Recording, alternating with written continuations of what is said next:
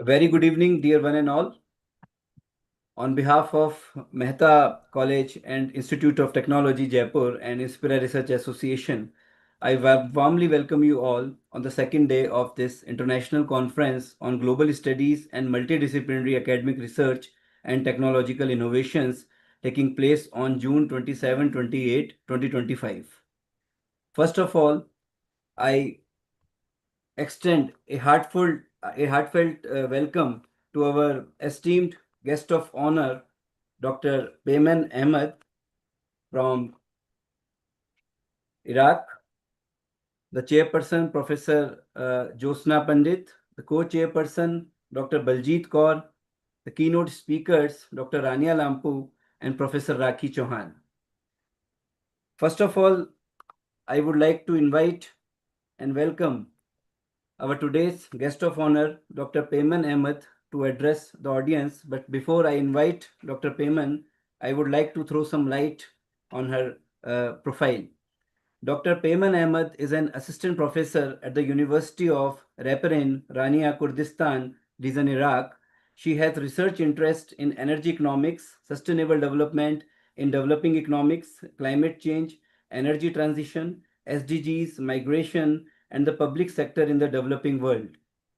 She holds a PhD in public administration from the National University of Public Service, Budapest, Hungary, in the year 2018.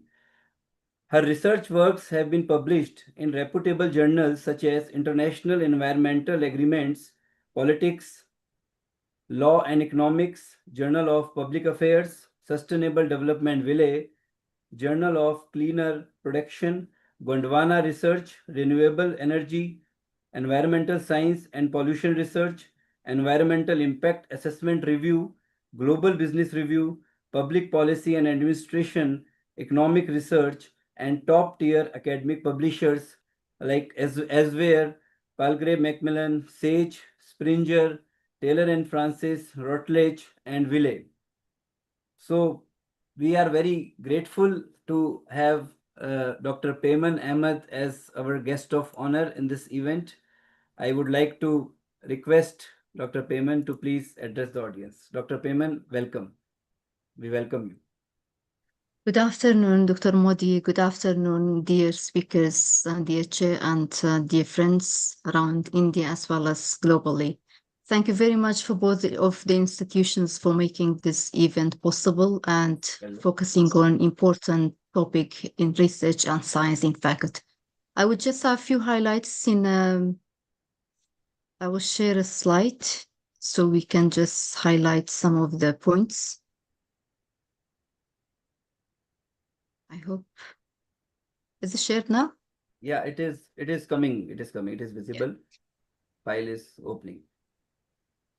So when in fact, we're talking about the issue of research, science and development, as well as innovation with Professor Modi, I was thinking about what to tackle because when you look at the title of the conference is general, it's very comprehensive, and there's, as well as when I check in fact the program, there are many good speeches as well as good researchers in which I think the researchers will make a great contribution into the publications after the conference.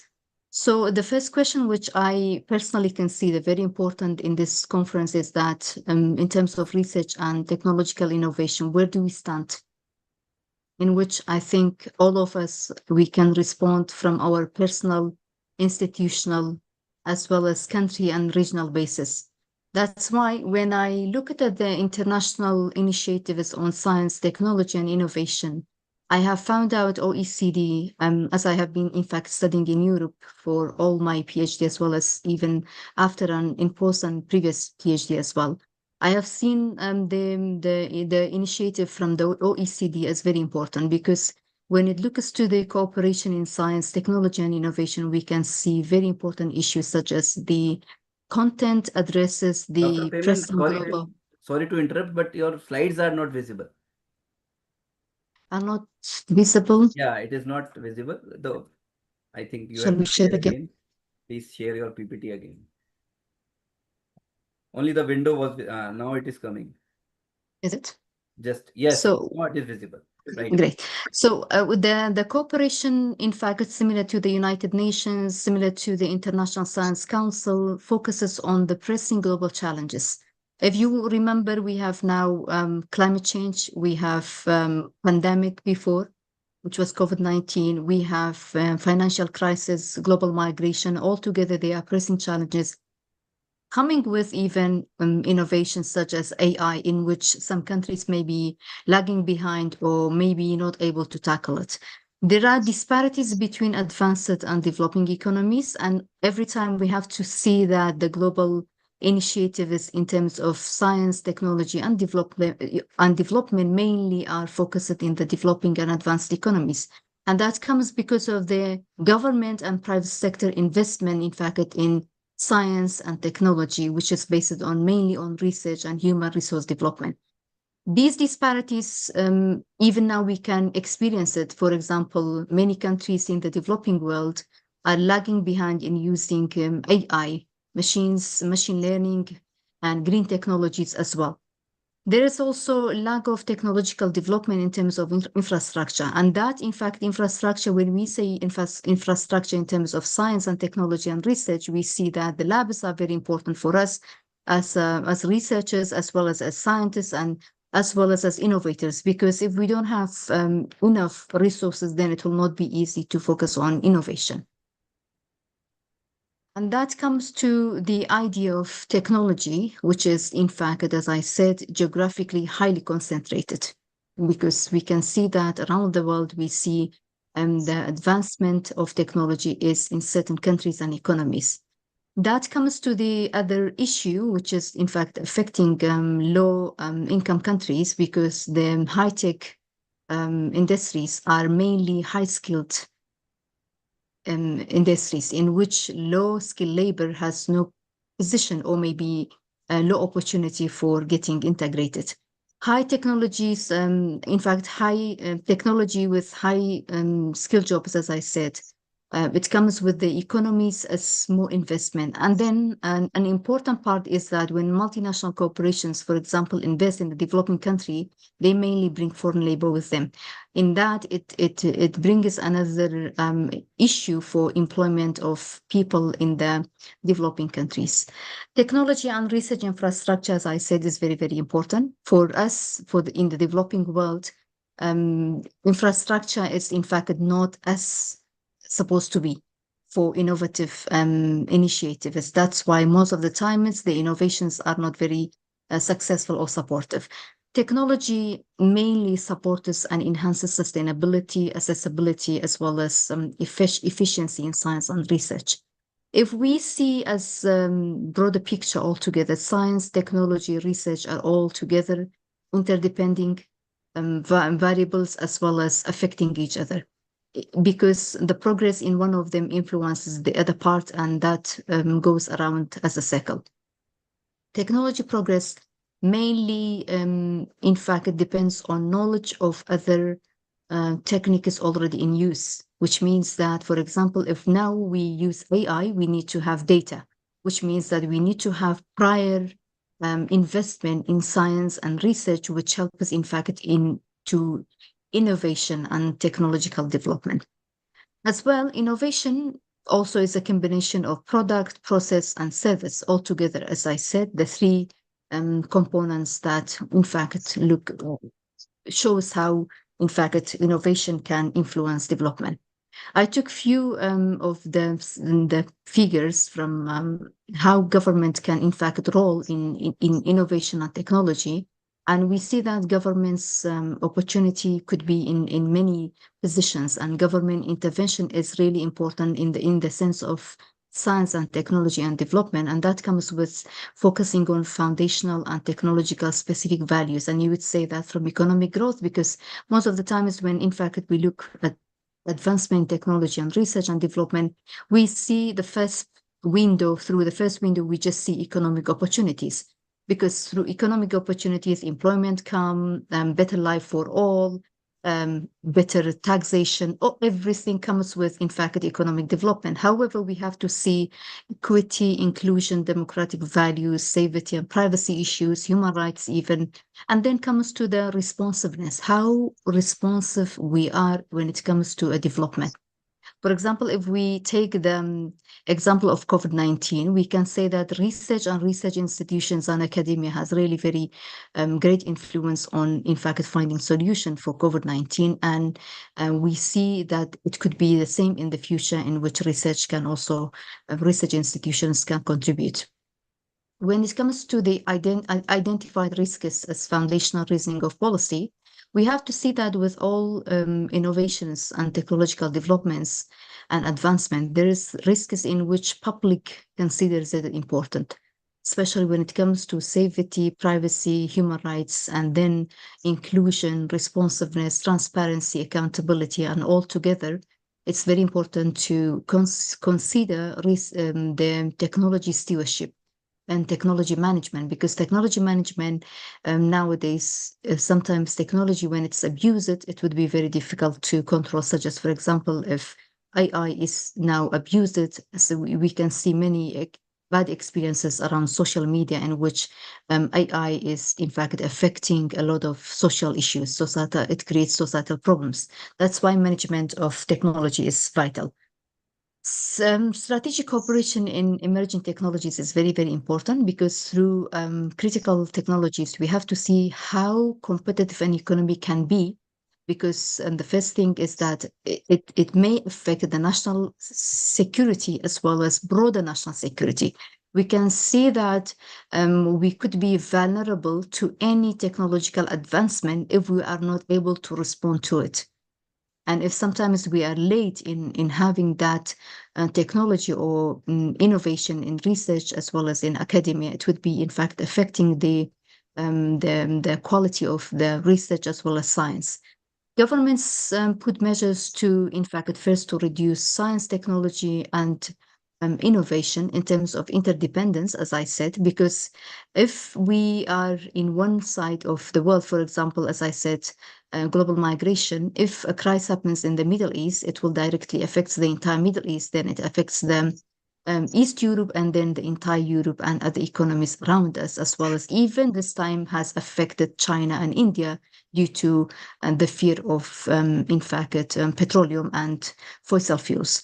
So we have to see that this interdependency in international technology flows affect the whole globe together. If, for example, a virus is created and spread through AI, then it would be difficult, for example, to control it as academic institutions as well as even as public and private institutions. Enhancing in the industry performance is very, very important. Because in the countries in which in the technological innovation lags behind is because, in fact, of investment in the private sector. Private sector in most of the developing countries focuses not only on research and science, but mainly on other sectors in which it brings short-term investments bring more benefits to the private sector, not the long-term investment. Because, you know, in investing in AI, for example, investing in high sophisticated technological advancements really takes time. And most of the business owners, maybe the capital owners as well in the developing world, they don't, in fact, want this, or they are not interested in that. Today, I have listened to the good father of AI, in which he said he has been working on AI as well as on computer programs since 1970s, which is, in fact, a long period of time, which very few people as well as very few enterprises can do. Investment, as I said, in science, technology, and innovation is very, very important, because if we see in most of the advanced economies, the share of investment from the government budget to science and development is known, it's transparent. However, in most of the developing world, through the GDP, we don't see specific allocation for science, research, and development. And then, in fact, it creates issues for the scientific institutions and academia, because later on we will discuss how academia and private sector can cooperate in terms of research and science. And strengthening international alliances is very important because it creates knowledge transfer as well as it creates cooperation between the regions to region, country to country, as well as even individual to individual. Advances in research is not an easy issue because if we look at 10 years ago, very few people knew each other. But if we can see through the pandemic, through COVID-19, we have Zoom, we have Google Meet, we have all these opportunities that we have known more researchers around the world as well as collaborators, which is an opportunity for all of us. Technology capacity, as I said, is the amount of knowledge in a region, a country, and an organization, which is by the size of population. In most cases, we see that there is disparities among countries or maybe regions, or as well as even institutions. Technology infrastructure is not always as we expect, because sometimes when, for example, if we look at robotics department or robotics lab, we need a lot of investment, but we will have a lot of service and innovation through it. However, investment in it, we have to be very capable for convincing policymakers as well as decision makers to invest in advanced economies, advanced technologies and innovation, because sometimes they are not, in fact, listening to researchers as well as scientists when it comes to investment and huge investment in science and research.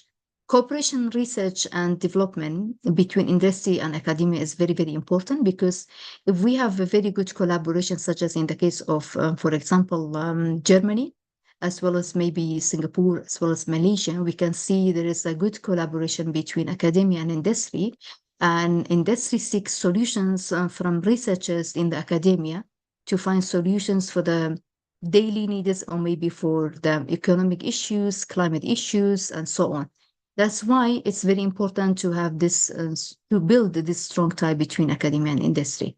Various solutions could be, in fact, driven from industry and research collaboration, as I said, and that comes with sometimes in terms of investment. We don't have investment from the government, but if industry invests, then it, in fact, it affects even the public sector as well as the private sector and development together.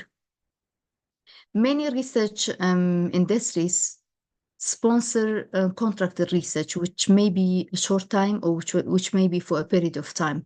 However, long-term university-industry relation is preferred, because that will build a good relation between a university as an institution or maybe a research institution and with the industry. And sometimes financing is really a challenge for the researchers and as well as for innovators, because sometimes there is the idea exists, but finance and financial support is limited. Knowledge transfer from university, in fact, to maybe the same economy, circulates in the same economy. However, it's very important to consider the importance of knowledge and the knowledge institutions, because if we have even a good technology policy, science policy, but if we don't have knowledge management, then it would be also problem for the government as well as for the private sector. Technology, science, policy, it could be depending on a government or a region. For example, for the case of the European Union, because European Commission as well as it's a union, it's easier. For maybe some countries who they are working in the same union in science, maybe in economy, then for example, in GCC countries as well, it could be easier to have technology policy for the region or maybe for a specific country.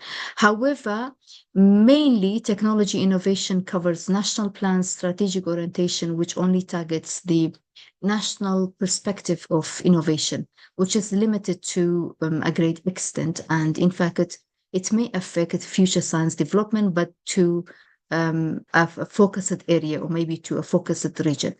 Governments mainly use a mix of policies, because science and technology are maybe sometimes people, in fact, even are confused, or maybe we get confused about how we separate science and technology if we believe science can contribute to technological development. However, that could be dependent, as I said, on the national strategic plan of the government, or maybe through a roadmap which finalizes how investment in science can produce high-tech developments in the country. Policies mainly set ethical practices in which we need regulations as well as guidelines. You can see the European AI Academy, which is very important, in which it really finalizes and addresses how the AI, in fact, can be implemented or can be integrated into research, science, and development, as well as economy. Technology affects science, research, and development. And that comes, it's true the same. Research policy as well as science policy, it affects development and technology, which means that both together they could be incorporated into one umbrella of policy. Previous challenges sometimes, for example, as I said, in the case of COVID-19, or maybe even the other crisis, help us to respond to the future crisis. For example, if recently there was a challenge between the recent conflict in the Middle East, we just, like some institutions, they had a 1 week shutdown of universities and institutions, but some, they went directly to online, which means that the COVID-19 was an experience for us to directly go to online. The option was available, still existing. That's why sometimes the previous response will be supportive and helpful. Central to the concerns over the use of science in policy-making, decision-making, we have to see that how reliable is it? Reliability is very important when it comes to technology as well as even to science, because sometimes we have outcomes, but for making the industry as well as for example, not everybody nowadays believe in ChatGPT, or maybe to the other AI tools and means for research and development. That's why sometimes we need to have that, we need to create this reliability sense among the people as public as well as research community and scientific and innovators. Science policy is supposed to strengthen activities and infrastructure of technology. And that the government intervention, as I said, is important for risks and uncertainties. Sometimes we don't know what risks we could encounter through AI, because some days, even for fun, some people, they create the image or video of their friends or their families, or even creating by putting an image of a dead person and creating an acting video of that person by adding the voice, the data, age, and everything, which means that sometimes, in fact, it creates challenge for people to control the risks and uncertainties associated with technology and as well as innovative tools. Science policy can, in fact, be efficient and effective if investment in research is focused and wisely managed. That's to say, we have to see that the urgent and societal challenges are various, and controlling them altogether will not be easy without focusing on science policy as well as technology policy. Innovation in the modern times and in research, it could be, in fact, it could be regional, it could be institutional as well. Innovation is incorporating a novel product or process or service. And that comes with, as I said, a very important issue, which is we say most of the time is in business as well as in management, we believe most of the developments come from the enterprises and private sector. And that comes because the private sector mainly invests a lot in research and development. And when we discuss this issue, they sometimes there are biased people, and sometimes some people, they object the idea that more majority of innovations coming from the private sector, and that in fact because of a lot of investment in research and development. The public-private funding should be available for discovery research, especially when it comes to innovation. We have to make this strong tie between the public and private sector, and that in fact it doesn't work in every country, I could say. And it doesn't work, in fact, for every industry. It's, for example, for some pharmaceutical industry, could be useful for maybe for tourism, it could be for finance, it could be for education, but it depends on the sector as well as the country and region. There are many, as I said, many ideas, many, in fact, important views when we tackle research, science, and development, and especially when it comes to multidisciplinary research.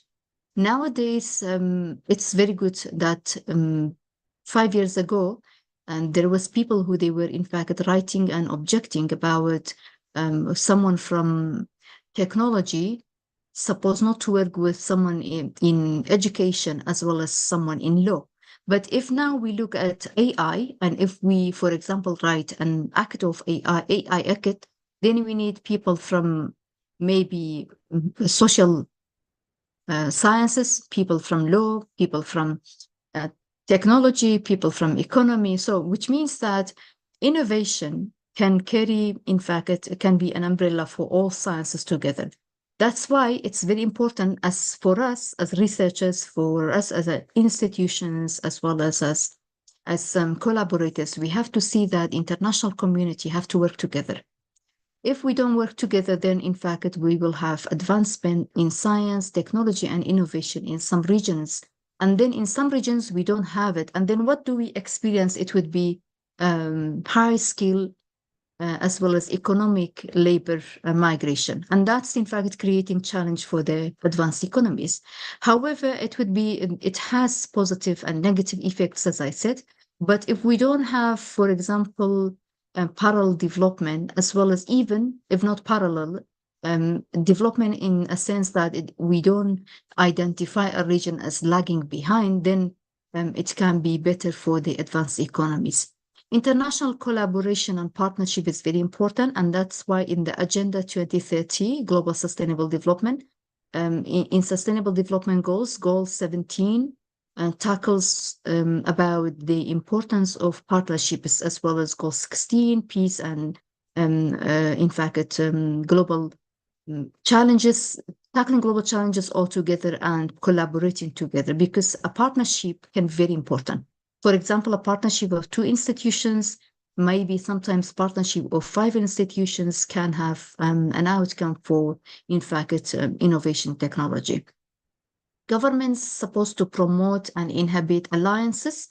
And in fact, the government role, in fact, affects the industry. As I said, it affects, in fact, private sector development. Also, the government role in international partnerships is important, because sometimes multinational corporations, when they invest and they have foreign direct investment in a country, they first need to work with the government, then with the public institutions as well as the private institutions. That's why it's very important that we see a firm role of government in science and technology policies, as well as in policy making around science and development. Strengthening community and citizen diplomacy. I believe in citizen diplomacy. For example, now we have a lot of people in this Zoom and from various countries, which is in fact the citizen-to-citizen collaboration, a researcher to a researcher, or maybe a community, all community together. Maybe sometimes we have city partnerships, in which we call them sister city partnerships, and sometimes that maybe works on modeling some innovative approaches, such as, for example, in budgeting. In budgeting, we can see in Brazil and in some few other countries, how the communities, in fact, work with the city council in defining the challenges and the priorities of the city and the citizens. And this is really very important, how, in fact, citizens can play a role in identifying the challenges and risks, and also contributing in in providing solutions, such as in the case of Brazil, as I said, in the case of Holland, in the case of Germany as well. Focusing on science diplomacy is very important, because science diplomacy could be very supportive in terms of knowledge transfer, as well as in terms of technology transfer, because sometimes that collaboration between two regions or two countries, or maybe institutions and individuals, as I said, it can promote mutual benefit together, as well as going together as a global community. Incorporating of regulations and ethical values are very important. We have to remember, when it comes to technology and innovation, we have to see that for clear global action, we need to have a set of regulations and ethical values, because it comes to when we look at the innovation in technology, we have to see securing human rights, democratic values, equity and inclusion, and sometimes even privacy and safety of individuals. And I would stop here, and I wish very good evening and a successful conference for all of you. Thank you so much, ma'am. Thank you so much, Dr. Peyman Ahmed from Iraq. Ma'am, very comprehensive presentation. Thank you so much for accepting our invitation to be the chief guest, and also enlightening our participants with your very comprehensive and very wonderful presentation. Thank you so much, ma'am. Thank you. Thank you. Have a good evening and good conference as well. Dr. Peyman. Thank you. Thank you, Professor Ravi. Thank you so much. Thank you. So moving ahead, since our chairperson, Professor Dr. Jyotsna Pandit from Manav Rachna University, Faridabad, and our co-chairperson, Dr. Baljit Kaur from University of Delhi, will be there with us till the end, and they will be listening to all the papers, all the paper presenters, and will be giving the fruitful remarks to all of them. So we would request them to stay with us, and we would like to have our keynote speakers first, because of course we know that we are not letting our chairperson and co-chairperson go so soon. So they are there with us. So now let's come to our keynote speakers first. So in the series of keynote speakers, we have Professor Rania Lampau with us from Greece. So before inviting Professor Rania Lampau from Greece, I would like to speak a few words about her. Professor Rania is a multi-awarded global educator, STEM instructor, ICT teacher, trainer, researcher, international speaker, author, and global peace ambassador in Greece. Currently, she is working at the Greek Ministry of Education at the Directorate of Educational Technology and Innovation, where she writes STEM projects for Greek schools, and she is also a STEM instructor at Greek Astronomy and Space Company. She has been awarded many national and international awards, that is over 200, and she's a Global Teacher Award winner of 2021 and 22, and a Global Teacher Prize finalist 2019. She has also been selected as the Global Icon 2020 and been featured in Passion Vista magazine among the top 10 women entrepreneurs featured in Fortune among the 100 top successful women in business. Ma'am, we are so glad to have you here. Ma'am promotes STEM vision in introducing astronomy and physics projects, and combines STEM with language teaching. That is so unique. So ma'am, we are really grateful to have you here with us today as the keynote speaker. We request you to kindly enlighten our participants. Welcome, Dr. Rania. Welcome. Warm greetings from Athens, from Greece. Thank you so much, Dr. Arti, for the beautiful introduction. I would like to congratulate all organizers of Mehta College and Institute of Technology, as well as Inspira Research Association, for this very enriching event. I would like to congratulate our guest of honor. And of course, I would like to thank you for the kind invitation. My topic will focus on innovations in environmental conservation and biodiversity, because we live in a time of both immense challenge and unprecedented opportunities at the same time. And the environmental crises we face are complex and urgent, but they're not insurmountable, because innovation, which is rooted in science, creativity, and collaboration, is rapidly becoming one of the most powerful tools for driving lasting and driving and real change. So innovation is helping us reimagine what the conservation can look like in the 21st century. I will start sharing my presentation. I will try to stick to the time, 2 minutes.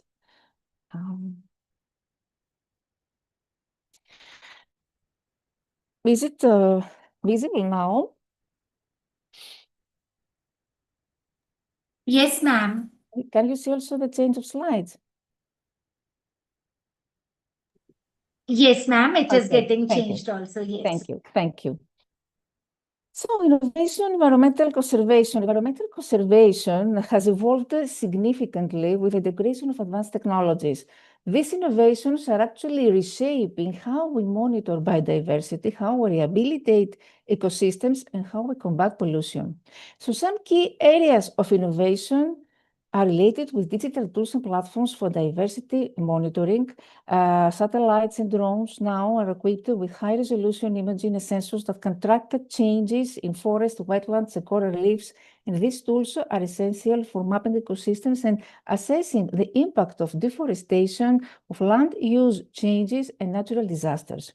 So remote sensing and GIS, of course, very, very trendy, is becoming more and more, especially in Europe. Citizen science platforms. Citizen science play a significant role in supporting conservation efforts. How? By engaging the public, the general public, in the collection, analysis, and sharing of biodiversity data. Do you know how many amateur astronomers we have in Greece who have contributed to very important scientific discoveries? They are just amateurs. This is what we call citizen science. Everybody can contribute to science. So these platforms can actually harness the power of individuals, of communities, and amateur naturalists to contribute to scientific research and conservation projects also at a much larger scale that would otherwise be possible with professional scientists alone. So mobile apps now, online platforms such as iNaturalist, allow the public to participate in species identification and tracking, contributing valuable data to conservationists. We have AI also algorithms which are employed to analyze vast amounts of ecological data, such as images, sounds, and patterns of species migration. For example, AI-powered tools can identify endangered species from camera trap images or track poaching activities, illegal activities.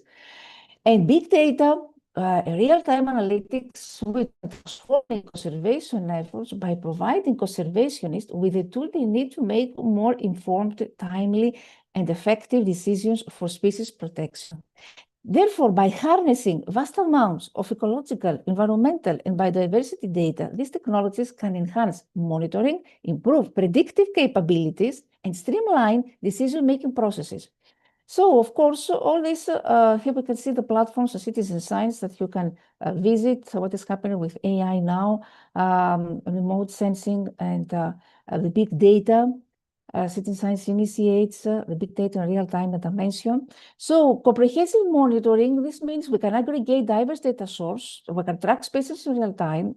This helps us with early detection of threats.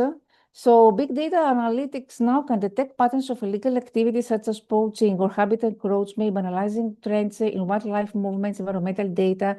We have invasive species detection also. We can detect the presence and spread of invasive species that can threaten native wildlife. Real-time analytics can assess also the health of ecosystems and their ability to support species by analyzing environmental factors such as vegetation, cover, water quality, and soil conditions. Predictive modeling for species protection, so climate change impact prediction, very important. Understand how climate change might affect the species distributions or migration patterns or reproductive behaviors. And the population dynamics modeling, because by analyzing data on species populations, breeding rates, mortality rates, conservationists can actually create predictive models to understand how species populations will evolve over time.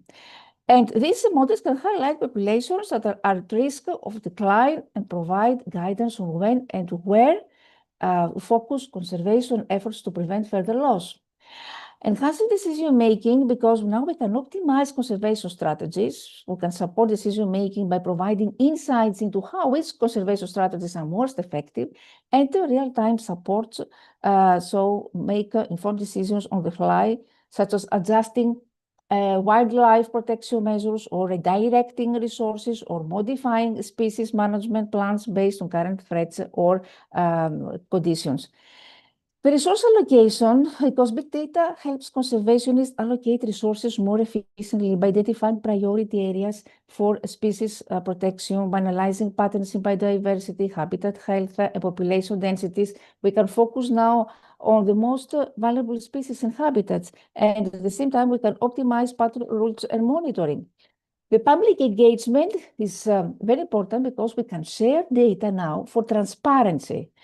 We can communicate our findings to the public, to the policymakers, to other stakeholders by using visualization and other real-time dashboards. We can show the impact of our conservation efforts, we raise awareness about endangered species, and we can advocate for more effective policies. So we talk about a collaborative decision-making because data now, big data is accessible to a wider range of organizations and the public. Real-time analysis can foster collaboration now across sectors. And very important also disease monitoring because we can track wildlife health. The epidemiological modeling, we can support the development of these models and predict how diseases might spread within wildlife populations and leverage global and local data.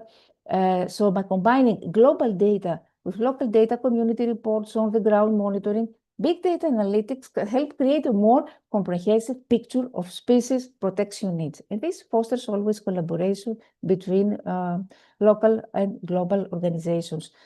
So global cross-border conservation, and another big field also is what we call reforestation technologies. Reforestation, which is actually essential for mitigating climate change and restoring habitats, has been revolutionized now through automation and AI. Now we talk about drone-assisted reforestation. Specialized drones equipped with seed dispersal mechanism can plant thousands of seeds per day over large and hard to reach areas. So companies like, for example, Urban Engineering use drones to restore forests by firing biodegradable seed pods directly into the ground. AI tool assesses forest health by analyzing satellite images, drone footage, and sensor data to detect signs of deforestation, illegal logging, or disease outbreaks. And seed planting robots have automated robots like tree robots. The tree robots, which can plant actually seedlings with precision, integrated landscapes, increasing planting efficiency with, while at the same time reducing labor costs. Here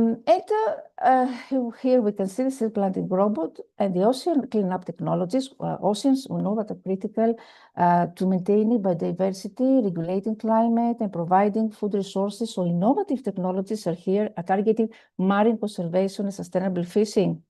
Initiatives like the Ocean Cleanup use floating barriers and interceptors to capture plastic waste in oceans and rivers. So these technologies prevent actually waste from reaching the ocean, the open ocean, where it would harm marine life. Sustainable fishing technologies, we have advancements now, such as selective fishing gear, AI monitoring, and satellite tracking, which help reduce bycatch and overfishing. So smart fishing nets that use AI to detect and release new target species, this contribute to preserving marine ecosystems. And marine drones also, and robots, because autonomous underwater drones are used for tasks such as monitoring coral reefs, tracking marine species, and cleaning oil spills, contributing to healthier oceans, of course, and marine habitats. So these innovations are actually reflect how technology is playing an increasingly vital role in addressing global environmental challenges, creating pathways for more effective and scalable conservation efforts. So all these digital tools and platforms that I mentioned before concluding, the remote sensing through the high resolution data collection, the global coverage, the citizen science, which is becoming more and more popular with a faster data accumulation. Here's the European Union Citizen Science platform, where we can find amazing projects where we can contribute also. The AI Naturalist and the most popular platforms. AI here helps us with automated species identification, real-time monitoring, the open data, democratization of data, sharing, collaboration of data, very important. We have centralized databases, global data sharing, and the role of citizens platforms how we can improve all this by enhancing the quality of data and of course by better participant training and resources. So AI is here. Drones are mentioned about the oceans also, and satellite technologies. So I will stop here because I know we don't have time, but I want to say by concluding that innovation is not just about technology or innovation or inventions. It's about new ways of thinking, fresh approaches to all problems, and bold collaborations across disciplines and borders. Innovation is about reimagining our relationship with nature and taking responsibility for how we live, how we consume, how we care for the world around us. Thank you very much for your attention and for any question I'm here to discuss. Thank you. I could speak for hours, but I wanted to stick to the No, time. it was wonderful. It was wonderful, Anya. Thank you, ma'am. Thank you so much. That was indeed wonderful and very significant topic you have mentioned about the ocean, because we have been talking about land and soil for years, but now we have realized that ocean is as important as land or soil in our ecosystem, and how we are actually sending all the waste to ocean and other water bodies now. So, very wonderfully explained, ma'am. Thank you so much. And thank you for accepting our request. Thank you.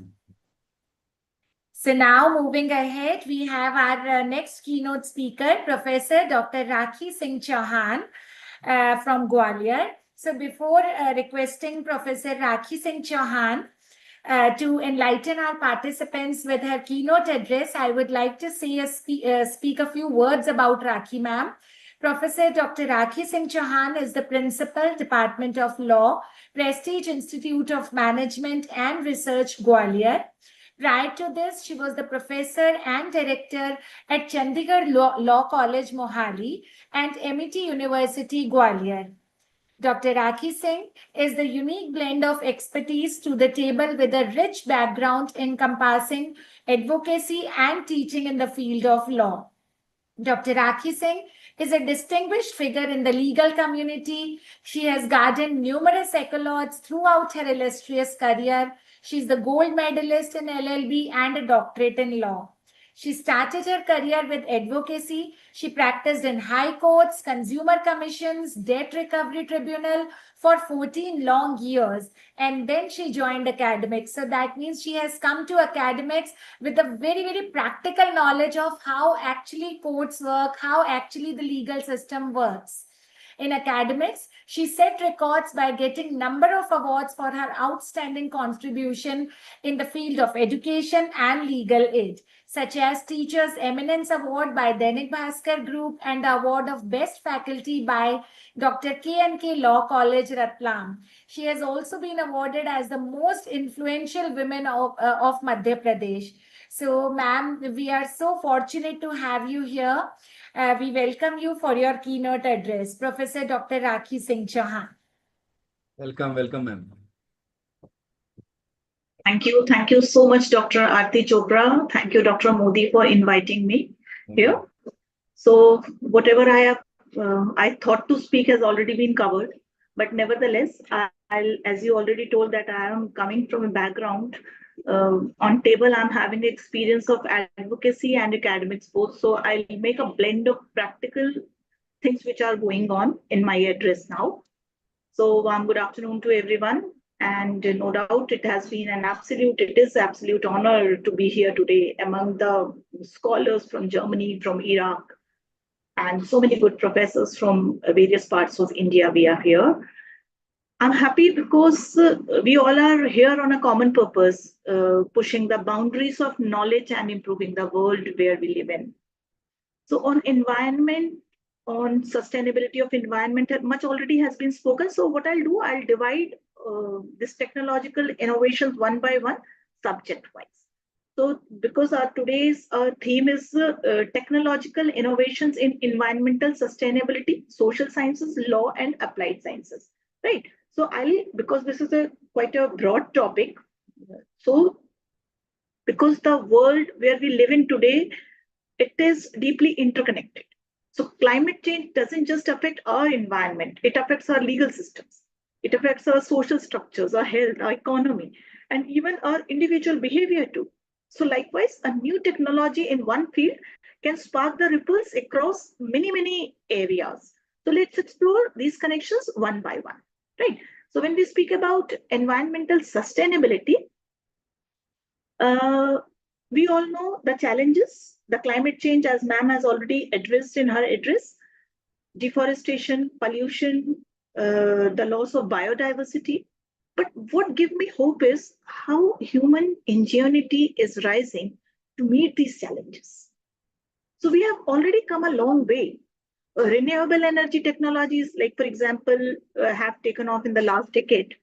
Solar panels are now cheaper and very, very more efficiently working than ever before. Wind turbines, they are being installed everywhere from rural farmlands to floating offshore platforms, especially in context of Asian countries and India, where we are suffering the lack of energies, electricity energies, right? And the real game changer is how these technologies are being integrated using smart grids. So these systems use artificial intelligence to balance energy, demand and supply in real time. So they'll help us to reduce waste, they help us to lower the cost, they help us to stabilize the power even during the disruptions. And then we have carbon capture technologies machines that can literally pull carbon dioxide from the atmosphere and store it underground. A few years ago, this sounded like a science fiction, and today it's a science reality. So we are also seeing a precision agriculture becoming mainstream.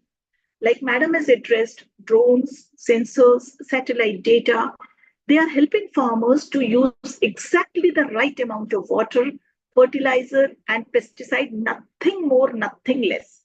So that means healthier crops, less waste, and less damage to the environment. So this is sustainability, not just in theory, but in action. So technology is not helping us just to understand the environment, it is helping to heal. So this was about environment. Now, second topic which I am covering is social sciences. So when technology and social sciences, when we think, there is a question mark on every face, how technology and social sciences go hand in hand.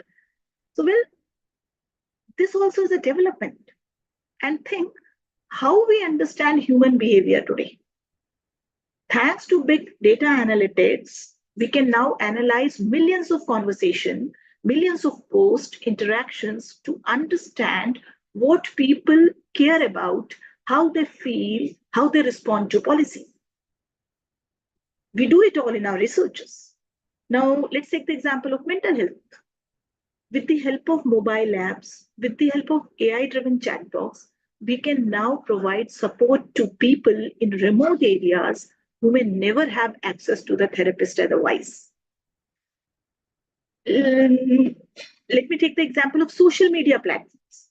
Though they come with challenges, they are also helping researchers understand societal trends. They are helping to track the misinformation and even predict the social unrest. In education, technology is transforming the way we learn. Platforms using adaptive algorithm are tailoring contents to each student's pace and style. Right. So this is helping to bridge the gap between urban and rural education and between the privilege and poverty too. So most importantly, technology is giving voice to the unheard. Marginalized communities can now organize, they can now speak out, and they can make change happen. So social innovations is now no longer just a policy work. It's a platform. It's a platform design. It's data ethics and the digital inclusion. So now we can very much summarize that social studies and technology are interrelated, and technological innovations are helping even social sciences to develop more. Right. Now, I come from the field of law, so which is another part of social sciences, humanities. Right. Like, this is a very, very different type of subject. So a legal system, it has always termed as very much traditional, slow, and resistant to change. But even here, technological innovations is now making waves. So we are now seeing the rise of legal tech tools. Those are helping the law firms to automate the routine work like reviewing the contracts, researching the case laws, and managing documents. And this is how they free up themselves timely, and they can focus on strategy and advocacy. Though this has to be taken with very, very careful manner. Like what happened by using AI recently, a judge has quoted some citations which was not in existence in India. So artificial intelligence is being used to predict case or to outcomes based and historical data as well. While this raises ethical questions, and rightly so, it also helps to ensure a greater consistency in judgments as well. But use of AI in law has to be done very, very carefully, right? And when we talk about access to justice, technology is helping here too. So online dispute resolution platforms are enabling people to resolve issues like tenant disputes, customer complaints, or even small claims without setting foot in a courtroom. I give an example of myself. During COVID-19, I'm appointed mediator by Supreme Court of India in Madhya Pradesh. There was a project launched by High Court of Madhya Pradesh, that was SAMA project. And we, around 70 mediators, used to do ODR, online dispute resolution, on a platform called SAMA. And every day we used to resolve more than 40 to 45 cases online. This we never thought of, that cases can be resolved online as well. So this is a technological innovation which is helping us a lot, right? And also, when I talked about pandemic, COVID-19, so during pandemic, the courts were over the worldwide, they went virtual. And that the practice is still being followed. It was though experimental there, but now it has become a necessity. It has become a powerful tool and a very, very effective tool. But yes, of course, again, I'll let you know that we must be very, very cautious using these technologies, because in law, when we use technologies and people are not trained in using technologies, this may go wrong. This may be used to oppress just as easily as it can liberate. So surveillance, data privacy, algorithmic bias, these are real concerns. So this is where law, ethics, human rights must guide the development of technology. And finally, the last subject, which topic was of applied sciences. So let's also see the practical side of research where applied sciences are there. So this is where the ideas meet reality, and this is where innovation becomes impact, right? So whether it is developing new material that are biodegradable, or creating vaccine in record time, using the various technologies, applied sciences are solving a real world problems every day. 3D printing, that is a revolutionized, everything comes from construction to machines. In remote areas, we can now print prosthetic limbs, we can build affordable homes, and even create spare parts of machines on site. So nanotechnology is allowing us to build materials that are lighter, that are stronger, and more energy efficient. And in healthcare, I must say, wearable devices are tracking. 2 minutes. And in healthcare also, doctors' real-time insights and helping individuals take control of their well-being. What's exciting is that applied sciences are no longer working in isolation. A chemist today collaborates with a computer scientist, who collaborates with an engineer, who works with a public health expert. So these cross-disciplinary teams are where innovation really comes alive. So what's the big picture in about?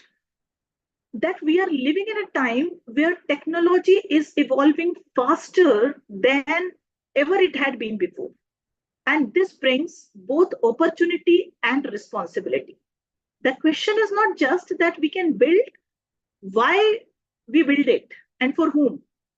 Environmental sustainability reminds us to protect our planet. Social sciences reminds us to protect our people. And law reminds us to protect our rights. And applied sciences reminds us to turn theory into action. So if we truly want a better future, we must stop thinking in silos. The solutions we need will not come from one field alone. They'll come from the collaborations. They'll come from the humility and a sheer commitment to do good. So whether you are an engineer, whether you are a lawyer, a sociologist, or a scientist, remember this, innovation is not just about technology, it is about vision and the courage to change the world. This was all about what I thought to speak today. Thank you so much for inviting me here today. It was a pleasure to be here. Thank you, Dr. Ravikant Modi ji. Thank you so much, ma'am. Thank you, Dr. Rakhi Singh Chauhan. So, ma'am, wonderfully, because you can combine your view of law with the innovation and management. So that's really a wonderful perspective. Thank you so much for accepting our invitation and speaking to our participants as the keynote speaker. Thank you, ma'am. Thank you. Thank you so much, Dr. Rakhi, ma'am. Thank you so much. Now, sir, before paper presentations, I'll just take 1 or 2 minutes just to introduce our chairperson and co-chairperson, because they'll be speaking with us, they'll be talking to us throughout, and till the end, they will be there with us. But I just wish 2 minutes from you to introduce them. So we are fortunate enough to have the chairperson with us today, Dr. Jyotsna Pandit. Professor Dr. Jyotsna Pandit is a multifaceted and versatile teaching chemistry, soft skills, technical communication, leadership, ethics, and environmental studies, universal human values, business ethics, corporate social responsibilities, business communication, etc., to the students of science, management, and engineering. She's a doctorate in chemistry, and additionally, she also holds a bachelor degree in law. She's an author, educationist, thought leader, writer, keynote speaker, panelist, researcher, and motivational speaker. Madam is currently working as the professor of chemistry and head, School of Sciences at Manav Rachna University, Faridabad. Prior to this, she has worked in capacity of dean and director at various universities and colleges. As a specialist in research extension activities, Dr. Jyotsna has contributed the current organization and the previous organizations in filing the patents for students and faculty members. Dr. Jyotsna is associated with various committees and associations, including MHRD, Government of India State Project Implementation Unit, Uttar Pradesh, and various other professional associations. As a researcher also, she has published various research articles in Scopus and UGC Care journals. We are so grateful to have you as our chairperson today, ma'am. So we invite you just for the chairperson remark, because we'll bother you till the end of this program. So we would request you to kindly speak a few words as the chairperson address. Welcome, ma'am. Welcome, Dr. Jyotsna. Thank you so much, Dr. Aarti, for the wonderful introduction you have given. It is an absolute honor and delight to be the chairperson of this international conference on technological innovation in environmental sustainability, social sciences, law, and applied sciences. At the outset, respected dignitaries, esteemed speakers, fellow academicians, researchers, industry experts, and dear participants, greetings of the day to all of you.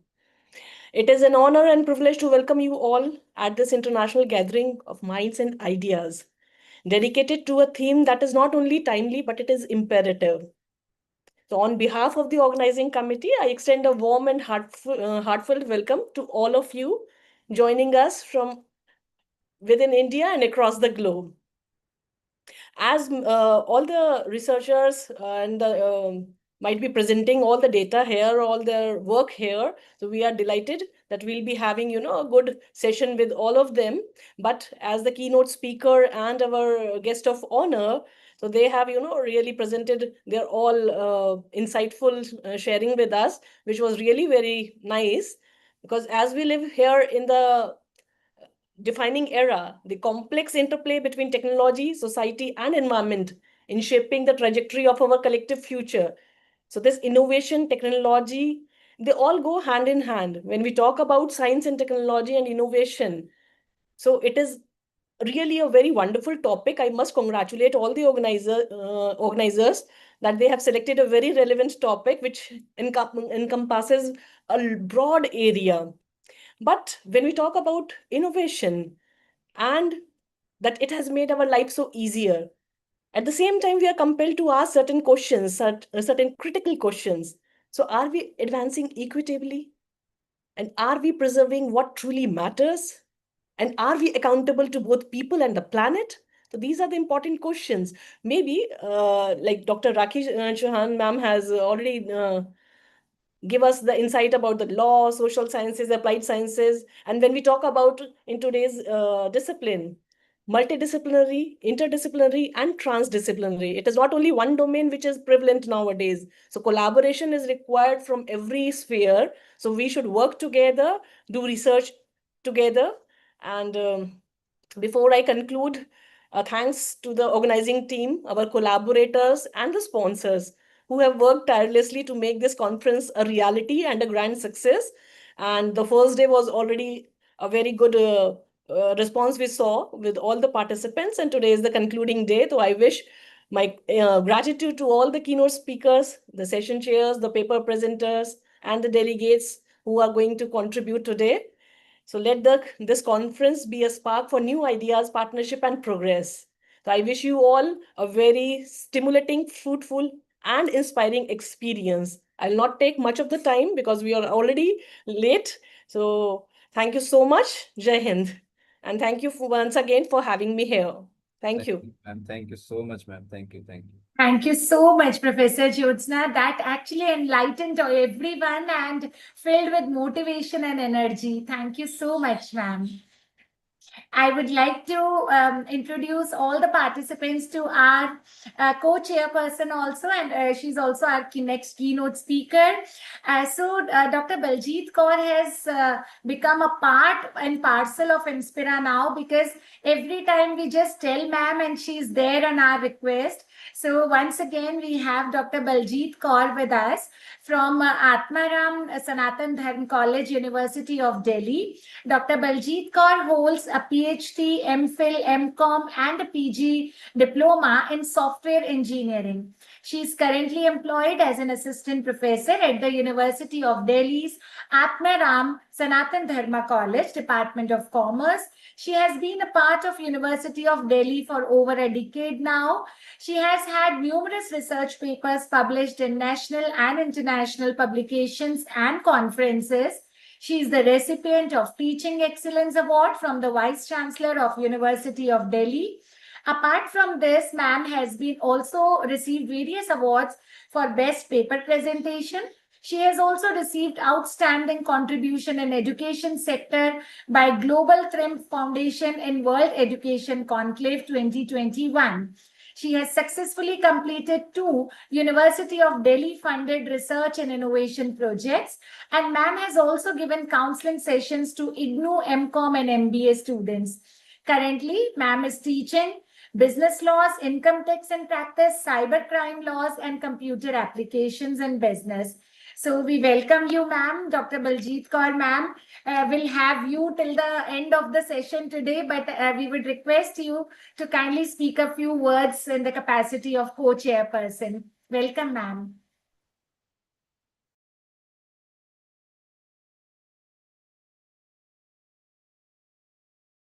I think she's unable to unmute, sir.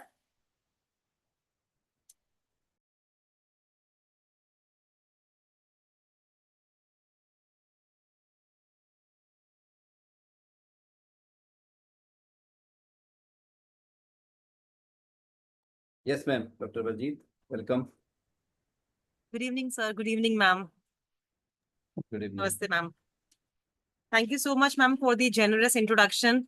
My heartiest gratitude to Ravi, sir, SS Modi, sir, and Aarti, ma'am, for inviting me as a co-chairperson for today's event, ma'am.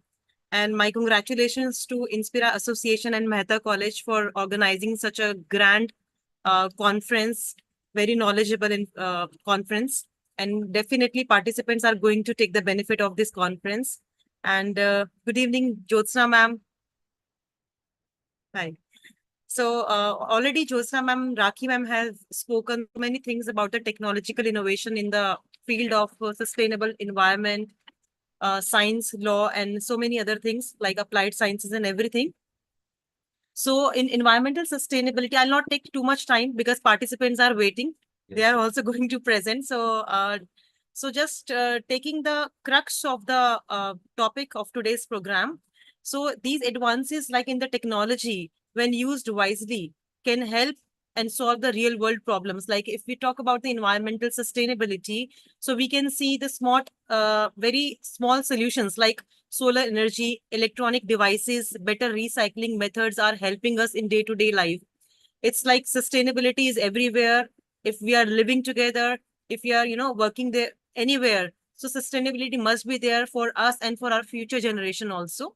And in social sciences, digital tools, data are making our things very easy. So for us, for researchers, these technological innovation knowledge is must. In the field of law, technology is making legal services like, faster, more accessible everywhere. Every portal, online portals are there, court portals are there. So AI powered research portals are there. So technological innovations again making, a good impact. In applied sciences, innovations like new materials, medical sciences, technology, improving our health, our mental health, physical health in daily lives, making easy. So going further, so my best wishes to all the participants to enlighten us for their great presentations. Best wishes to all of you. And sir, thank you so much again. Thank you, ma'am. Thank you. Thank you so much. You deserve it. Thank you so much, ma'am. Thank you so much. Honestly, ma'am, Dr. you're such Baljeet, a you are gem. now the part of our association, actually. Right, Thank you so right. much. Thank you so much, ma'am. Thank you, sir. Thank you. Thank you for being with us. So, thank you, Dr. Aarti.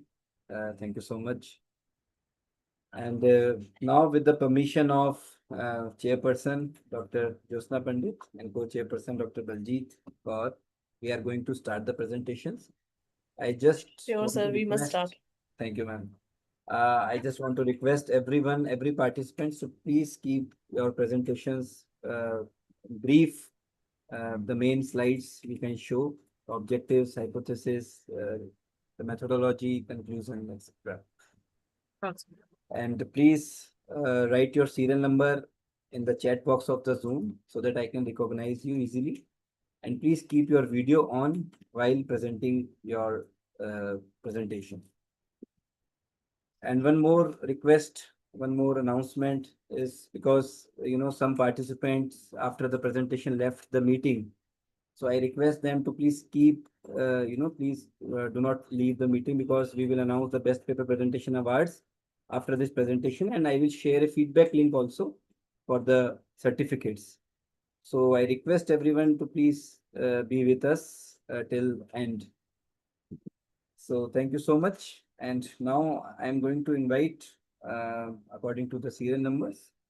So the first candidate I can see, Darshana Johare, serial number 3. Darshana Johare, please unmute.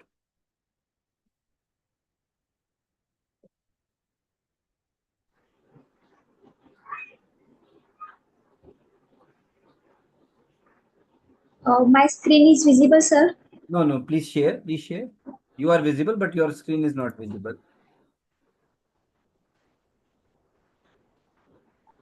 Is it? No. You have to click the share screen, then you have to select your file.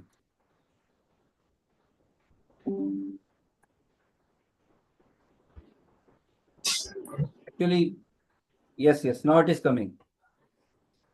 Good evening, all the dignitaries present over here. Myself, Darshana Zore. and I am third year B Pharmacy student from MGB Research College of Pharmacy, Malegaon. In today's fast-growing cities, populations and dust are silently affecting our health.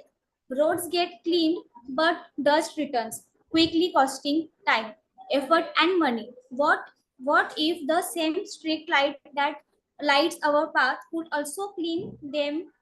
That's where our innovation idea brings. So today's my Chandra, topic please is move your slides. आपकी slides move नहीं हो रही है. yes sir. So today's my topic is solar powered vacuum dust suctions positioned like street light poles. So imagine if street light poles would do more than give light. What if they also clean roads automatically? Our project uses solar powered dust suctions on street light like poles. These systems reduces dust, save energy, and need no manpower. A clean step towards a greenery tomorrow. So let's move ahead to why we need this. So road looks cleans after sweeping, but dust returns in hour. Manual cleaning needs daily effort, high cost, and inconsistent result. Machine existed, but they are bulky, expensive, and power hungry. Public spaces need a smarter and quicker solution. Why not uses what's already on every road, street poles? Our idea turns ordinary poles into dual functional cleaners powered by the sun, needing zero manpower. So for working this, we aim to transfer everyday street light poles into smart dust cleaners to design a system that works without electricity, bills, and manpower. To build a setup that is affordable, automatic, and eco-friendly. To promote cleaner roads using renewable and solar power. So let's move towards the methodology and work model of our project. So it includes solar charging, automatic activation, vacuum suction, dust collection, continuous operation, etc. So solar panel installed on the pole absorption sunlight and store energy in batteries during the day. The system activates at set times and clean the sensor based on detects dust level. A built-in suction unit at the bottom of the poles pulls in dust from the nearby road surface. Collected dust is stored in internal sealed containers which can be emptied weekly. The setup works daily without human intervention, powered fully by solar energy. This project also helps to remove or reduce the air dust, airborne particles, etc., which also helps to keep our health healthy. The dust present in our air causes the respiratory problems such as asthma, Darshana? etc.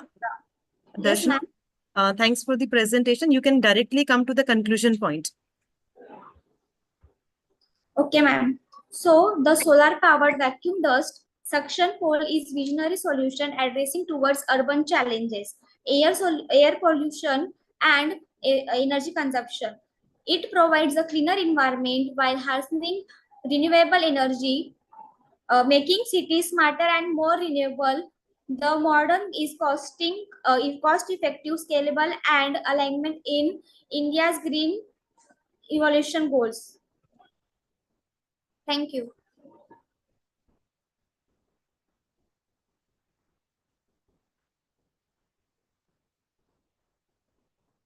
Jyotsna ma'am, do you like to ask any question? Darshana, I just wanted to know how feasible is this project of yours? How much feasibility is there? Can't hear you, ma'am. Sorry. Can't hear you. I'm asking, what is the feasibility of this project?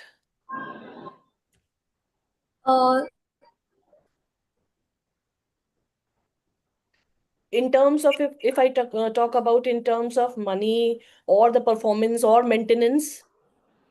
Each pole needs 20 to 15K, and it also includes solar panels, so it does not require much. And what about the installation cost? Installation cost is it's around 30 to 20K.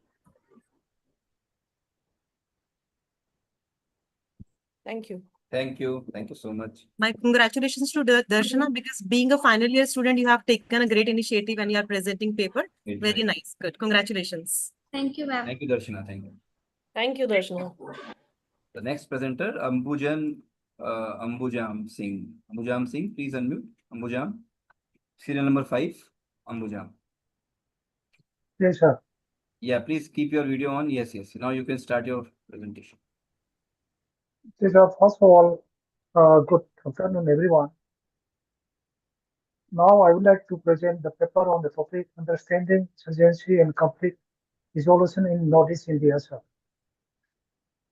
Strategic periphery. Northeast India comprises 8 states, including Sikkim and over 200 ethnic communities, one of the most diverse and politically unstable parts of the Indian subcontinent. Geographic remoteness from the mainland India connects only by Siliguri corridor, classifies it as a strategic periphery. What I mean to say here, the strategic periphery, bordering Bhutan, China, Myanmar, and Bangladesh, the region's geopolitical instability raises critical domestic policy and security concerns. They foster numerous insurgencies rooted in local histories, ethnic assertion, economic and cultural marginalizations. So increased securitization of armed forces visual power mandate and counter current of fix. The FSA justifies military operations in disturbed areas, leading to civil liberty erosion and local population, and as well as eliminations. But about the origins of the conflict, colonial legacy and identity comes to the Northeast India are linked to colonial, the conditions designated many tribal areas as excluded or partially excluded. This formalized administrative and political divides, fostering sense of separation. After getting independence, India nation building prioritized a singular Indian identity, overlooking local demands for autonomy. This resulted tensions among those who are inhabited to the Northeast. This is actually the exemplary of the Northeast insurgency group. For instances, Naga insurgency group, NSN, or Manipur complexities, Manipur insurgency groups, and Assam as well. But I'm not mentioning particularly about the Mizoram, but it had already settled. So, and the insurgency and the grievances across these states, particularly Naga insurgency, Assam movement, whatever the Manipur complexities. Nowadays, it is happening among the two communities. One is, the Kuki, another one is Metis. But some of the peoples are assumed that this is purely a ethnic conflict. It is not from my point of view, but it is actually a external aggressions. Because of there can be no specific, the fencing boundary as well, and some of the bodies, are coming into our land, and in the neighboring districts of Manipur state, and moreover, instability happening in the Myanmar also. This is one of the reasons infiltrated to our state of Manipur. My concern is particularly how to resolve the insurgency in the Northeast India. It should be politically come to forward to a political dialogue and the intervention of the center. But nowadays, it is an unstable solution as well. And as I am insisted. So you have to take care of the time also, because the time is up now. So please wind up quickly. Okay. Yeah, sure. The 6 pillars of the legal reforms and the demilitarization is most important to bring about a peace in our state of Manipur. repeal or reform Armed Forces Special Power Act, as well as the civil oversight and accountability, and indigenous governance, holistic tribal councils, customary laws as equal stakeholders, and gender inclusiveness, ensure women's meaningful participation in peace negotiations, and the culturally appropriate and development method and the free fire uh, uh, as well. And come to the conclusion is complete resolution in Northeast India cannot be achieved through force alone. It requires empathy, dialogue, and development as well, long-term commitment to justice, autonomy, and human dignity. The goal must be not only the end of armed insurgency, but the establishment of enduring peace, inclusive governance, and mutual respect among the regions of the communities as well. Thank you. Thank you, ma'am. Thank you so much, sir. Just wanted to ask one thing, that in your opinion, what models of inclusive governance can be developed to prevent future insurgencies? A lot of say we have to be build up the infrastructures, and the unemployment problem have to be solved by the concerned authority as well, and the communication or transportation, whatever it may be, and in order to achieve all these things, somehow we have to be control such situations. From my viewpoint regarding this topic as well. Okay, thank you so much. Thank you. Any questions from you, Dr. Baljit? Okay, thank you, sir. No, ma'am, no question more. Thank you. Thanks for the presentation. Hemant Kumar, Dr. Hemant Kumar, serial number 8. Dr. Hemant. Dr. Hemant Kumar, please unmute yourself. Dr. Hemant.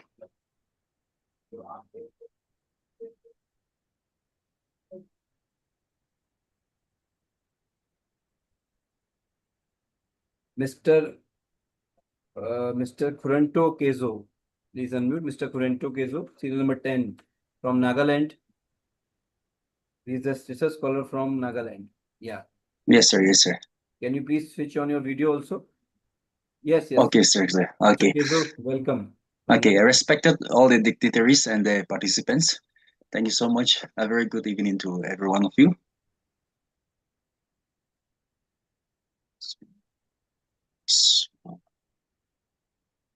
Yes, Mr. Kizo. Yes, sir. Yes, Ma'am, yes. yeah. I'll be sharing my screen. Is it visible now, ma'am?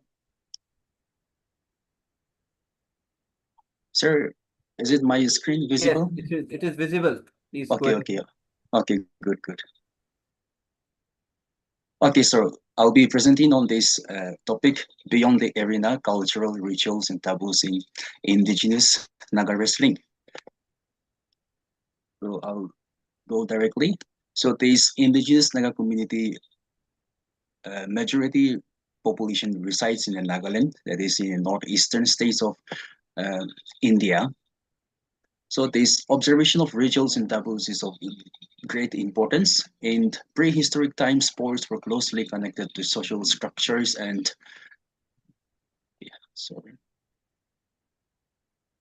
okay, I'll just keep this. So indigenous Naga wrestling is a traditional game practiced by the Tenimi Naga. It has a cultural significance and a social meaning beyond physical competition. It emphasizes masculinity, bravery, and domination. Very crucial attributes for social identity, which helps in gaining social status and respect through success.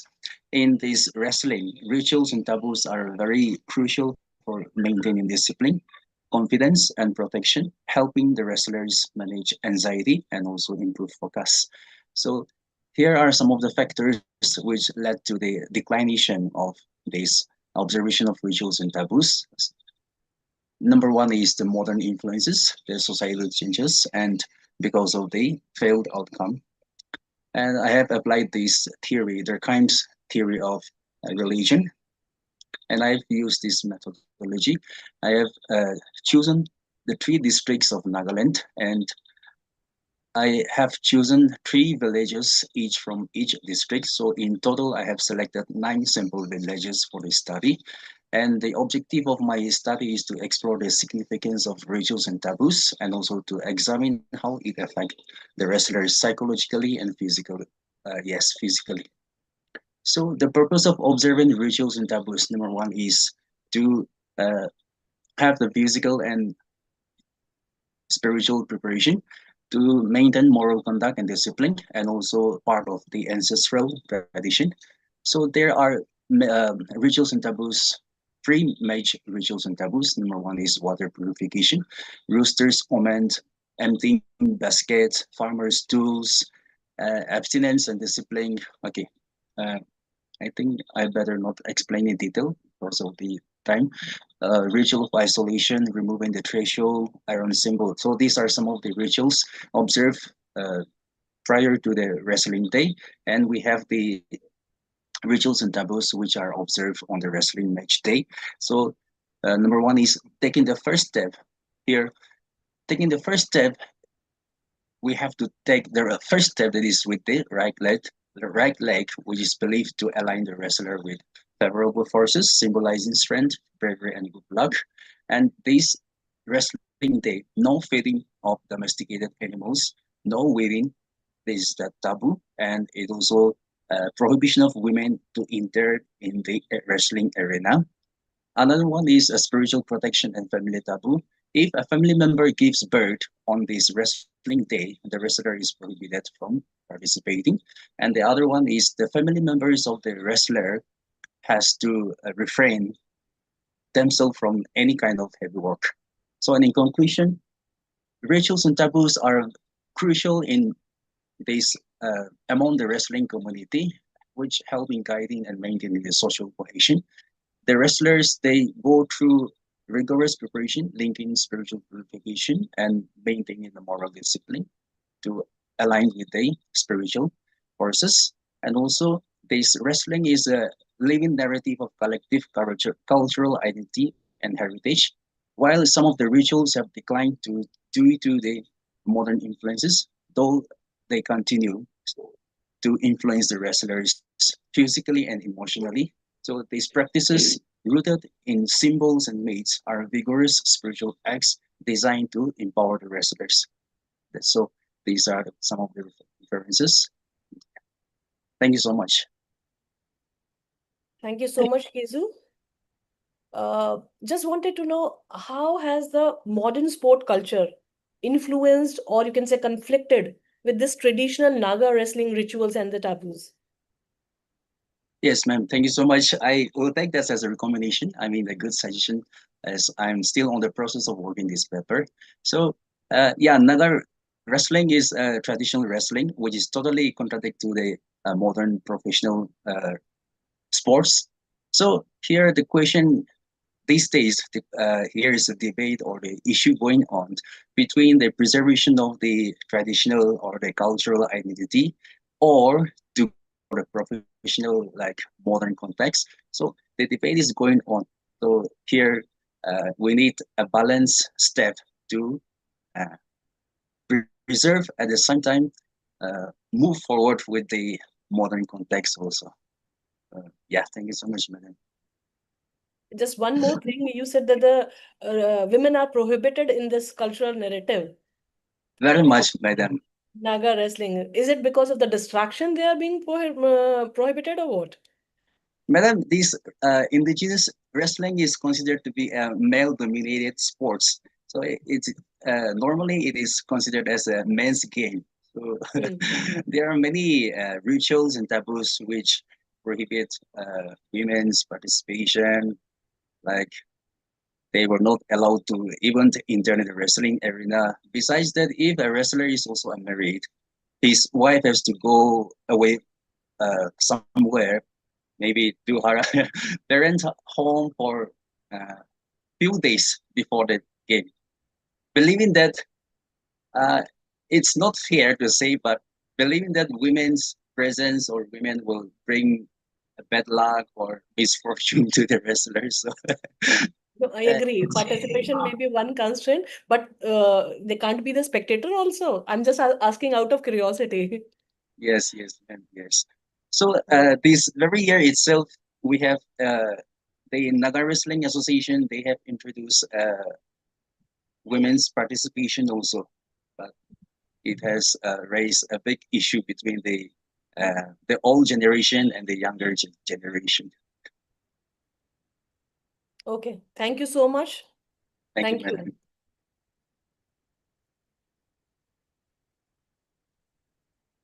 Thank you so much, Mr. Runoto Kezo.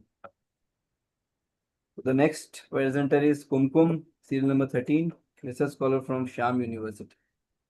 Yes, Kumkum, please unmute. Yes. Good evening, everyone. Good evening, sir. Sir, I'm not able to get the screen share option. You are doing with your mobile, I think. Yes, yes, sir. Yes, You sir. have to switch off your video. Then you can Sir. share the, the file from your mobile.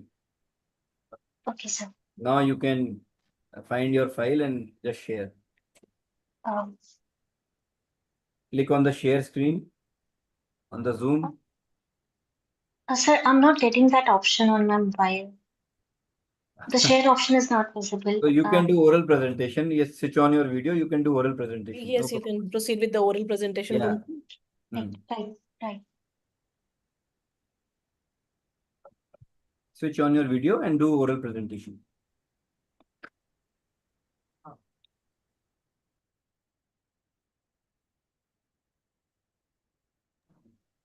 Please unmute. You are muted again, Kumkum. Please unmute. Yes. Now you can start your presentation. Just keep your video on. You can start your presentation. Good evening, everyone. I'm Kumkum. I'm a research scholar from Sham University, Rajasthan, from Department of Law. And the topic for research is a study on the procedural method of the criminal justice system with special emphasis on bail provision. Through the study, I would like to explore the intricate procedural workings of the criminal justice system in India with a particular focus on the pivotal role of bail provisions. We delve into statutory frameworks, judicial precedents, and comparative legal systems to analyze how bail serves as a protective mechanism for the accused while addressing challenges related to its applications and reform needs. The objectives of the studies are as follows. To gain a comprehensive understanding of the stage and mechanisms with the criminal justice system. Secondly, to examine the specific statutes and rules that dictate the granting or denial of bail. Thirdly, to access to how judicial pronouncements have shaped bail practices and their impact on legal outcomes. Fourthly, to identify and analyze the societal and legal hurdles in the application of bail jurisprudence. Fifthly, to propose actionable reforms aimed at creating a more just and equitable bail system in India. There are a few stages of criminal procedures. The criminal justice system operates through a structured sequence of stages from the initial investigation and arrest to trial, judgment, and the right to appeal, ensuring due process and accountability. There are also few core principles we need to observe under the criminal justice system. The first one is the presumption of innocence. The accused individuals are presumed innocent until proven guilty beyond reasonable doubt, are as enshrined in the Global Human Rights Instruments and Article 21 of the Indian Constitution. Second one is the fair trial. The judicial proceedings must be impartial, competent, and unbiased, ensuring equal opportunity for all the parties to present their case, a fundamental right under Article 21 of the Indian Constitution. Third, the due process. The state must respect all the legal rights owed to an individual, ensuring laws are applied fairly and justly through both substantive and procedural safeguards. Fourth, the proportionality in sentencing, which is the punishment must be commensurate with the criminal severity. preventing excessive punishment, and maintaining public confidence, as highlighted in the case like Bachchan Singh versus State of Punjab.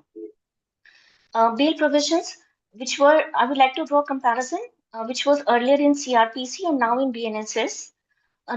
As we all know, bailable offences, bail was granted as a matter of right, and in non-bailable offences, bail was a discretion. But now under BNSS, there has evolved digitization with emphasis on e-filing and digital tracking for transparency. A more liberalized approach has been Sorry adopted. to interrupt you, Kumkum. I just wanted to ask you, because you were just touching those lines. Can the adoption of technology, when we talk about e-courts, digital FIRs, or video trials, can these technologies improve procedural efficiency in the justice judicial system? Yes, ma'am. The accused will get if he's not available or the witnesses are not available, or if the victim hesitates to appear, then through virtual hearings, then can appear easily without any hesitation, and justice can be granted very easily, and the victim did not suffer that harassment or that trauma which she or he may fear that person might face in the court. Through virtual hearings, that can be reduced. So you are in favor of them? Yes, ma'am. Adoption of technology. Adoption of technology is very important, ma'am, these days. And it will also process the timely delivery of judgments, which is pending through ages and ages. And we keep complaining that delivery system, justice delivery system isn't functioning properly and in a timely manner. And there is a lot of cases pending in the Indian justice system. That's why I think we need to incorporate technology in the system. And what are the drawbacks do you see? Any drawbacks do you see in this? Not right now, ma'am. Maybe if I make a further study, I'll be able to discover if there's any limitations associated with it. But as of now, I think it's going to help more and more. Okay, thank you. Thank you so much, Kumkum. Thank you, ma'am. Thank you, ma'am. Thank you. Thank you so much. Thank you. Dr. Pinky Saini. Dr. Pinky Saini, please unmute. 16, serial number 16. Dr. Pinky Saini. Yes, sir. Yes, ma'am. We are not able to see you actually.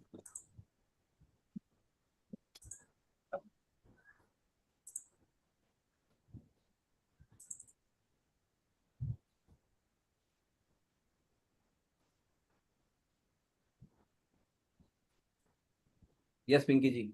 Ji sir. आप इसको वो कर सकते हैं slide show. और आप start कर सकते हो, no problem. You can start with this.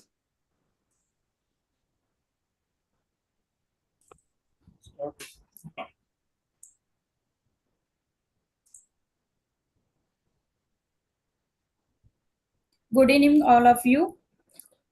My main topics of fluoride, different water content and quality of groundwater in some villages is Nimka Thana. Main topics of fluorides. Fluoride is a Latin word, means to flow. Fluorine is an element of halogen family. Fluoride help to prevent tooth decay, enamel reduce, but harmful effect of excess amount of fluoride like environmental factors, water, food and soils. Higher quantity of fluoride causing toxicity in living organism. Higher fluoride intake human beings cause dental, skeleton and non-skeleton fluorosis. Skeleton fluorosis causing result in stiffening of body joints, deformation of bones, mottled and chipping teeth, and joint pain. Main areas of my thesis and topics, Nimka Thana, Sikar district in Rajasthan, and main object of my topics, toxicity of fluoride in groundwater in the study areas, and main impact factor of fluoride in human beings in Nimka Thana. My topics is a fluoride and main analysis of groundwater samples like physiochemical analysis, pH, EC, TDS, alkalinity, chloride, calcium, magnesium, and main important physiochemical analysis of fluorides. and these samples of 17 samples, and these men in readings is a fluoride different villages, and maximum fluorides are villages Tikaria villages, and minimum quantity of fluoride in Jilo villages, and different villages and average quantities. Observation of fluorosis affected human beings, and some members of persons observed from suffering from dental fluorosis in study areas, and stiffening, modeling, chipping, and damaging. These photos are sampling collected from different villages, darkness and lightness, and very heavy fluorosis like a stiffening, like a Jyoti, Achi Devi, and Babulal Sani. Main conclusion of my topics ki different villages, but maximum concentration of fluoride observed in Tikriya villages, and minimum quantity of fluoride observed in Jilo villages 0.815 ppm, and maximum concentration of fluoride 10.502 ppm. main conclusion of topics ki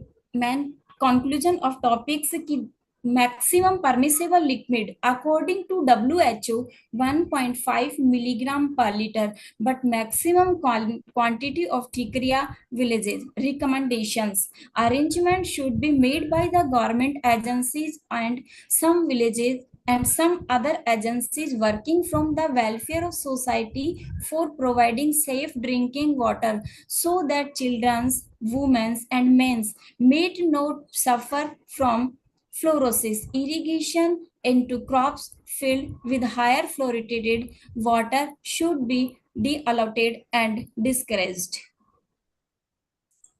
Thank you so much. Any other questions? Thank you so much, Dr. Pinky.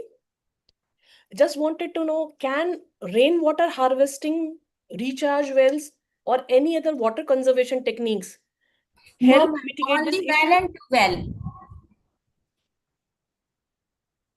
Hello? Dr. Pinky, can Only you hear? well and too well water. Only well and too well. Why not the rainwater harvesting? Because fluoride concentration in water not minimum concentration of 0.2 and 0.3 ppm.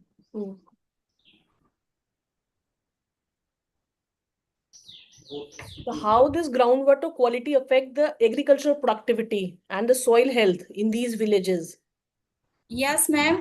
Different crop plants like a chili and palm millet and cauliflower, different in quantities of root, shoot, fruit part. How we can cope up with this situation? Repeat your question, ma'am. How we can cope up with this situation when we are having so much of contamination in water, the fluorosis is there. How can we come out of this situation? How can we cope up? No, ma'am. Okay. Thank you. Thank you so much, Dr. Pinky. Welcome. Thank you so much. Professor Vibha Sharma, please unmute. 21, Professor Vibha Sharma.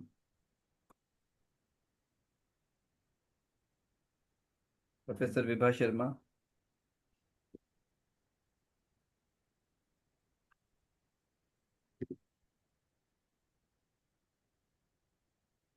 Megha Sharma. Megha Sharma, please unmute. Megha Sharma, if you are ready with your presentation, please unmute. Megha Sharma. The serial number what? Megha Sharma, serial number is 22. Okay. She is not. They are in the meeting, but they are not unmuting. Megha Sharma. Okay.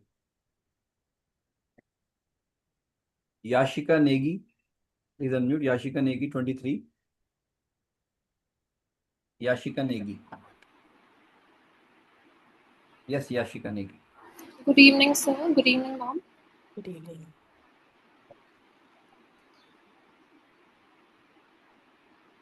Yes, Yashika. Ma'am, I'm just sharing the presentation.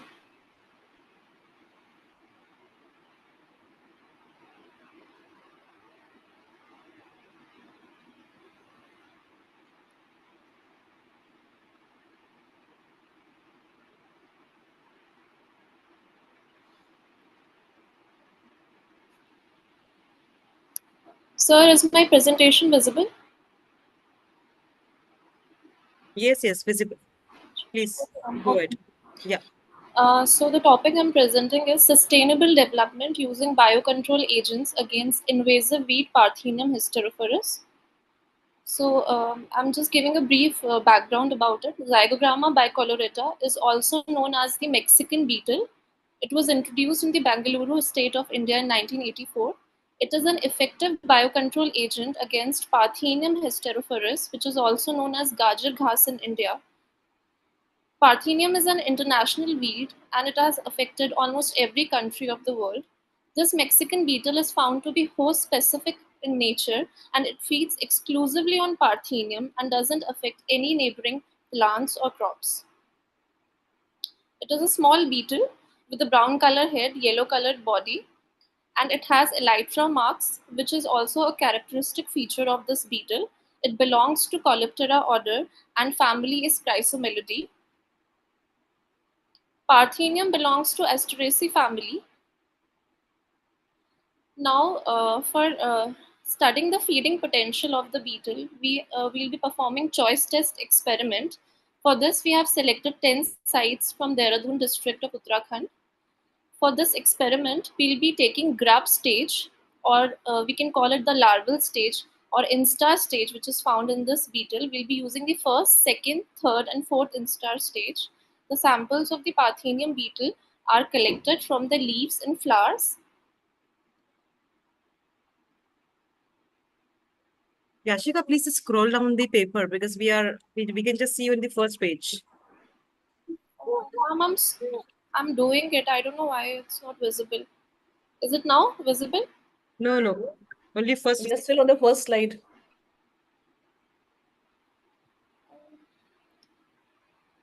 One second, ma'am.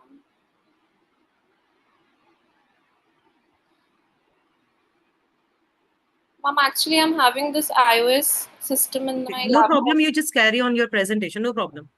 Just come to the objectives, RM, and then conclusion. The methodology which I have used here is based on Jaiswal's method. In this, we'll be taking Parthenium in 7 feeding bowls and we'll be doing the replication in 3 numbers. And we'll be taking the control weight of Parthenium to be 5 grams in each test, which will be replicated 3 times. And the readings will be taken at 0 hours, 24 hours, 48 hours, 96 hours, 120 hours, 144 hours, and 168 hours. At 144 hours, we'll be giving no food to the beetle. These are the pictures which I have posted from my experiment. So it is observed that the maximum feeding potential was observed at site 3 and the lowest one was observed at site 5. The results showed that at site 3, the beetle was able to consume 3.5 grams of Parthenium, whereas the corresponding figure in the next site 6 was around 2.3 milligrams. So this is a graph showing the result. And now I'm coming to the conclusion. This work will not only help us to curb the growth of Parthenium using eco-friendly biocontrol methods, but will also promote the concept of sustainable development in our region with minimum environmental degradation. It will help in minimizing the asthmatic disorders, bronchitis, dermatitis, and various kind of allergies which are caused due to this weed. The need of the hour is to serve mankind without causing any harm to our surroundings at a minimum cost. Increased usage of chemical control agents not only contributes to the deterioration of the environment quality, but also possesses hazardous impact to human health. The use of this biocontrol agent can be a great initiative towards our ultimate goal of environment conservation and sustainable development. Thank you so much. Thank you, Ashika. One suggestion from my side, always make PPT for presentation, right? Yes, ma'am, I had made a I had made a PPT. I don't know why I'm not able to share it on the screen. Okay, no problem. One question from my side. Yes, ma'am. What are the cost implications of using biocontrol agents for small farmers? Ma'am, actually, the breeding of this beetle is very economical, and it can be government is also sanctioning certain grants under the agriculture societies, and these days a lot of NGOs are also working towards promoting it. In this, they are giving free samples of the beetle. They are providing free samples to the farmers, and they are teaching them how to breed them naturally in the climatic conditions of Dehradun region. So it doesn't cost much. It's very economical. Oh, fine. Thank you. All the best. Thank you so much, ma'am.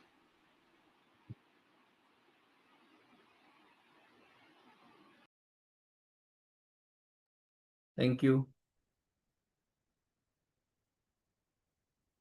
Prabjot Singh, serial number 24.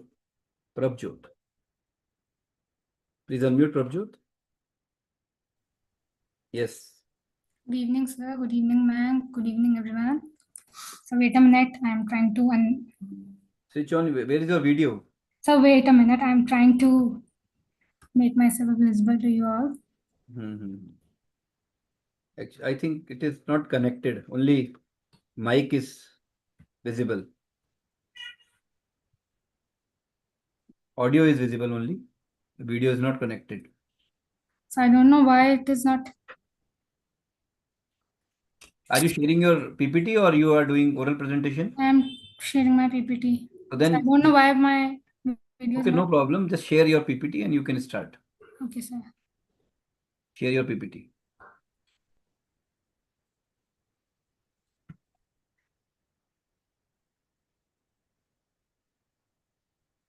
Yes, it is coming. Is it visible? Yeah, it is visible. You can start.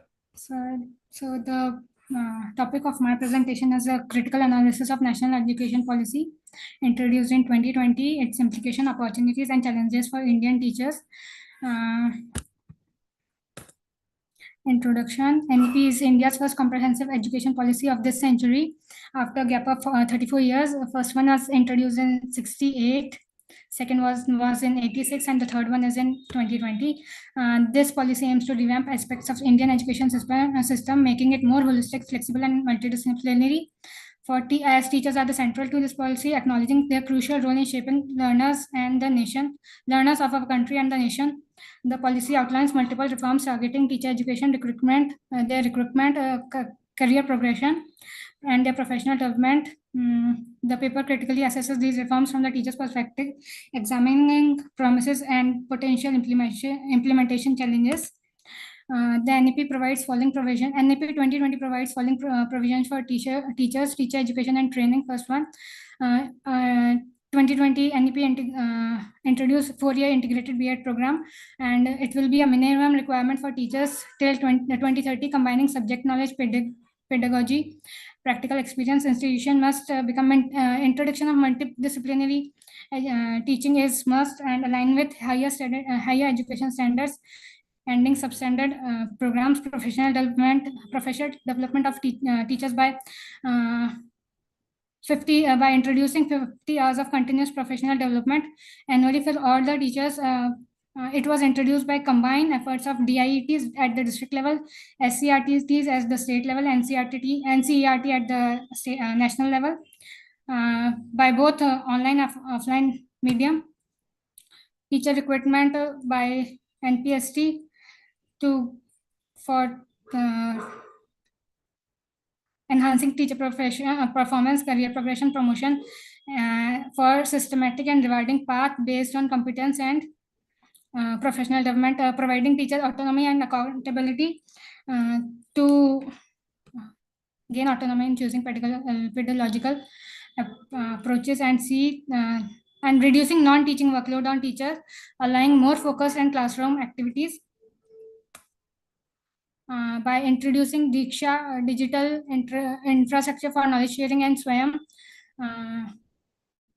platforms to provide online modules to teachers, video lectures, and interactive content tailored to different subjects and grades, so that teacher will be able to learn and experience at their own pace and convenience, making professional development more flexible and scalable, making CPD truly effective and more accessible. But it is a major challenge lies in designing context-specific, need-based training that is relevant to diverse classrooms. Many programs remain too general or generic and fail to address the local cultural, linguistic, and infrastructure differences across regions, because one size never fits all.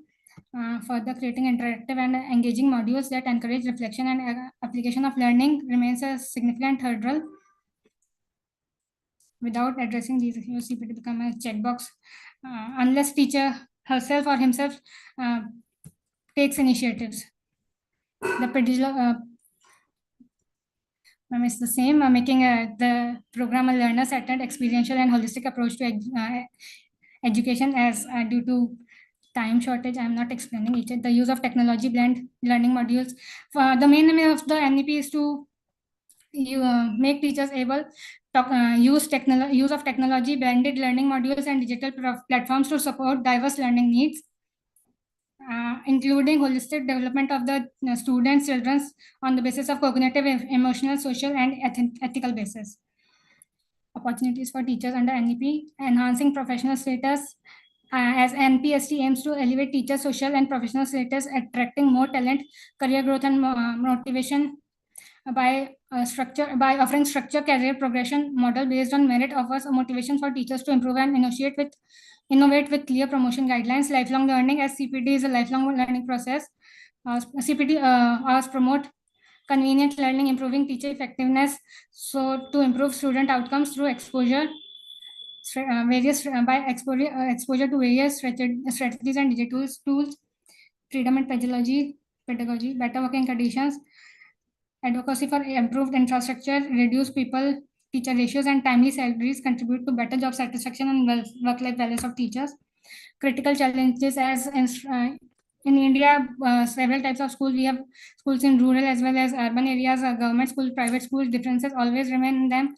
So government schools normally face poor resources, lack of digital infrastructure, have underqualified faculty and teacher education institution, hindering effective implementation of National Education Policy 2020, including a 4-year B.Ed program. Massive changes which lead to massive changes in curriculum and faculty training. Resistance to change, as the teachers in rural areas are not technology friendly. Inequities and opportunities. There's a risk that CPTs and high quality training access may limited to urban and private schools only, widening the professional divide and leaving behind those in government and rural schools. Lack of monitoring and evaluation. Although the policy proposes teacher evaluation framework, although absence of clear guidelines for teacher evaluation framework lead to arbitrary or inconsistent practices, undermining trust and morale among teachers. So policy recommendations for success: enhance TEIs, teacher educational institutes, to deliver integrated B.Ed programs by upgrading infrastructure, hiring qualified faculty, developing CPD modules in regional languages, and use of hybrid models in remote areas as well. Providing transitional support, offer bridge programs, offering bridge programs, mentoring and on-the-job support to help existing teachers adapt to NEP and NEP 2020 reforms. Investing in infrastructure and digital tools. Implement transparent evaluation system, by means of developing fair, transparent, and participatory teacher appraisal mechanism aligned with NPST. Role of institutional bodies, NCRT, SCRTs, and DIETs. At the district level, the successful implementation of NEP 2020 totally depends on the coordinated and combined effort of national state level bodies, which will guide pedagogy and teacher preparation across the countries. The 3 of them plays a complementary role by conceptualizing the nodal institutions for executing in-services teacher training and continuous professional development, strengthening these institutions, all the three institutions, both structurally and as well as functionally, is important for real reforming classroom practices to occur. And by concluding, NEP 2020 marks a turning point by placing teachers at the center of education reform. While the policy outlines visionary goals for the empowerment of the teachers, its success hinges truly on careful, well-resourced, and inclusive implementation. Addressing infrastructure gap, ensuring training, access, and supporting teachers through transition are crucial. NEP 2020 can truly transform the teacher profession and the education future of our country. Teachers must be seen not as the implementers of the policy, but as the active stakeholders in it, shaping it. There's a call for proactive and collaborative approach from policymakers, educational authorities, and teacher unions, so that the policy is more effective. Thank you, ma'am. Thank you, Prabjot, for the presentation. So you talked about the various implications of NEP 2020. So Yes, can you hear me, Prabjot? Yes, ma'am. Yeah. So you talked about the resistance to change. So did you find any mechanism in any case study or in any literature paper, any paper for the same? If we are talking about the resistance to change, so did you find any mechanism for the same to resolve it? No, ma'am, I did not really found any particular this thing you are asking about. But going through this policy, National Education Policy document, I found this point relevant. So I thought of including it, as there exists a difference, ma'am. One size never fits all, but there is always a difference. So okay, fine. Obviously, the resistance level is different, ma'am. Yes. My suggestion to you, because your presentation was conceptual. So Yes, you should add more studies in your literature review with the sources. Ma'am, actually, there was no literature review was related to this policy. Only 2 or 3 topics that were very common, used by most of the authors. So I thought of presenting this paper on the basis of a national education policy document only. Okay, fine. All the Thank best, you so much. Thank you. Thank you so much. Thank you so much, ma'am. Thank you. Thank you so much. Thank you, sir. Thank you. Ms. Prabjot, thank you. Yes, Professor Vibha Sharma, Principal, Government Law College, Ajmer. The topic is maternity benefits, challenges, and judicial responses. Please unmute, ma'am. Yes, ma'am. Welcome. Thank you, sir. So is my screen visible? No, you have to share now. It is not visible. Yes, now it is coming, ma'am. Okay. Yes, it Thank is you. visible. So, yeah, thank you so much. First of all, thank you for giving me this particular opportunity to present my paper here on this very important conference, which has been happening for 2 days. My heartfelt greetings to all the people present here, all the dignitaries, distinguished chairpersons, as well as the participants. Of course, amidst all these technological advancements that are taking place as of now in all over the world, the aspect of human rights actually needs to be addressed, and it needs to be addressed very forcefully. That's how I feel. And therefore, I have chosen this particular topic on maternity benefits. While dealing with the challenges and the judicial responses on the same, my paper actually explores the possibility of say bringing into this particular field the technological advancements, whether they can be used or not. And of course, that is just one part of my paper. So my paper actually progresses on the issue, and it touches upon by taking into account that law is a dynamic concept and it must adapt itself. Everybody agrees to it. And we all have been talking about the gender justice issues since long. And if we really look into it, we still find that there are places where India particularly has not achieved what it actually aimed or focused on achieving. So the objective of this study is, I'll just keep my presentation very short. It is to explore whether the rule of law is actually included in the systems and the institutions where the law is applied and is actually brought into action. Then whether there are any gender equality, this particular concept is being applied. So whether does it really exist, barring very few organizations, which are, one can say, MNCs, the multinational corporations.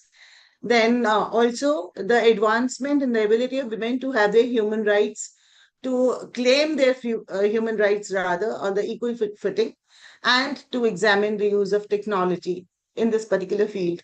So I tried to collect a lot of data, but then it was not available in most of the websites. And as Rakhi ma'am and also Jyotsna ma'am and Baljeet ma'am, they've already highlighted that the use of technology on one hand is very important and very useful, but on the other one actually is to be very careful while using all these tools. Interestingly enough, if I may say so, I was just looking up for a case on K. Uma Devi. And interestingly enough, nowadays we generally have this artificial intelligence on our mobiles. So it gives the results very quickly. So on first time when I searched for it, it just said that this particular case deals with the conditions of services and regularization and the permanency of the service. And it does not deal with maternity benefits. So I searched it again because I know what the case was. I searched it again, and the same artificial intelligence is telling me, oh, this is a landmark judgment of the Supreme Court on maternity benefits. So definitely, I am very wary of using the AI tools as such, as far as the research is concerned, rather than I just want to emphasize that if it is limited on the collection of the data and thereafter checking and rechecking whether with the evidence. So all the studies, if they are evidence-based, that would be more accurate. That is how I feel. So the literature which has been reviewed is the national and international legal frameworks, scholarly articles, books, and judicial pronouncements, of course, without which this paper was not possible. And then the critics and the concerns on Maternity Benefits Act of 1961. So some of the cases, just few of the cases that I have brought for this presentation is Air India versus Nargesh Mirza, a landmark judgment where we know that the air hostess was denied even the right to marry and become pregnant. C.B. Muthamma's case, who recently passed away, we all are aware, very much aware as to the kinds of administrative hurdles she had to face during her services. Neera Mathur again is a case which was decided in 1992 under the insurance. Now all these are the big names. If you really see, one is Air India, another one is Union of India, and then Life Insurance Corporation of India. So all these are very important organizations where we don't expect such things to happen. But the kind of forms that they were asked or the rules that were there in place actually show that the gender justice is just conceptual. It is yet to be really applied, understood, applied, and properly effectively implemented on the ground. Likewise, in B. Shah's case, as simple as the term week was to be interpreted, and we all know week actually amounts to 7 days in a week, whereas in B. Shah's case, it was stated, no, it is only the days when the female is working. Otherwise, it would actually work as an incentive. So this is really pathetic that the people who are applying the laws are of this kind of view. Then Municipal Corporation of Delhi versus female workers, where the muster roll employees were denied the maternity benefits. Deepika Singh versus Central Administrative Tribunal, K. Uma Devi, Kavita Yadav, on and on. So the list is long when you come to see that the maternity benefits which are there, motherhood is said to be very essential to every being, and to continue the human race. Everybody agrees that it is one of the important junctures in the life of the civilization as such. But then what is actually happening in that particular sector, which is already very limited, where the women are working? So how it is being applied is really of significance. So the gaps that was found was that there is a paucity of data and less empirical studies on related legislations have been done. Then there are legislative delays also, and not also there are places where it has not been, despite the judicial pronouncements, the codes which have been recently passed do not reflect the pronouncements adequately.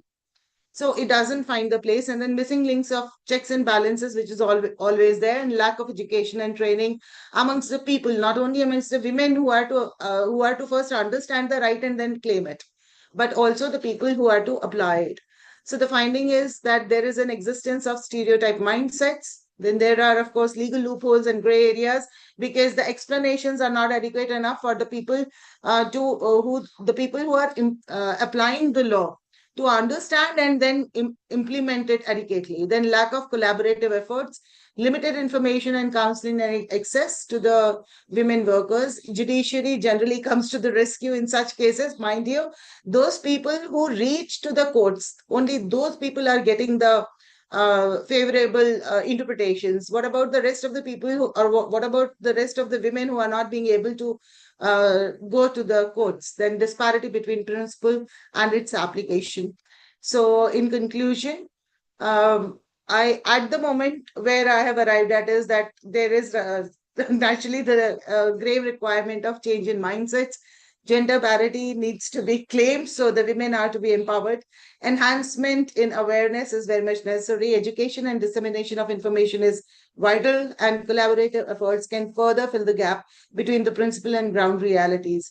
So if we talk about the technology, so then again, it can be used in the form that where suppose the availability of a particular area where a female worker goes and the data comes to her. At the moment, even now when you search, it is generally the advisors or the law firms or those kind of people who are advertising that, oh, if you have any problem, come to us, we will solve that. So it is not being provided in the form of a right to the person, but it is actually that you come to us, then we will give it to you. So why can't all the establishment and organizations have something in place other than the HRs? Because we know how HRs also function in the organizations. Sorry to say so, but yes, that is the ground reality. So why not use technology in such a way so that the females, whosoever is wanting to know about certain rights, get the answers to her queries. Thank you so much for your hearing and your time. Thank you so much once again. If there are any questions, ma'am, please ask. Thank you. Presentation, ma'am. Thank you. Thank you so much, ma'am, for such a great presentation. No question from my side. In fact, thanks to you for enlightening us by reflecting all the case studies, facts, and I must appreciate your clarity, structure, and depth of your presentation. Very professional, ma'am. Thank you so much, ma'am. Thank you so much. Thank you, ma'am. Thank you so much, ma'am. Jyotsna, ma'am, is there anything? Thank you so much, ma'am, for this wonderful presentation. And I must appreciate that the topic you have chosen is very pertinent and wonderful. And the presentation and the knowledge you are having in your area, it was excellent. Thank you so much for enlightening us. Just wanted to ask a little thing. What are the challenges which the contractual or the part-time workers they can face in accessing their maternity benefits, and how it can be overcome? Yeah. Firstly, the contractual workers are not aware of their rights. So they don't know whether such a law is in place. So first is that. So liability is on the employer, that the employer needs to. But here again, the problem comes because nowadays the contractual employers are employed through the Contract Labor Act, where the contractor will provide the contractual labor. And that contractor, what he is doing.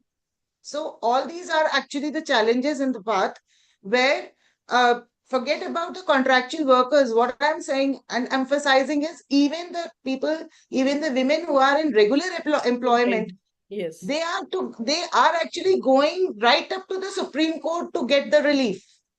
So this itself actually is a glaring example for all of us that what we are doing at the ground level. So, yeah, so these are the challenges. And if we put it on the employer, that the employer is to give the information to the contract labor, the problem happens that the contractor would immediately, the moment he will learn, because generally the contractors are males. And the moment he will learn that, okay, such a situation is arising, he will stop calling that contract worker and will actually provide another one. And the principal employer will also not be able to say anything. We all know the law of contract, which is in place in such a scenario.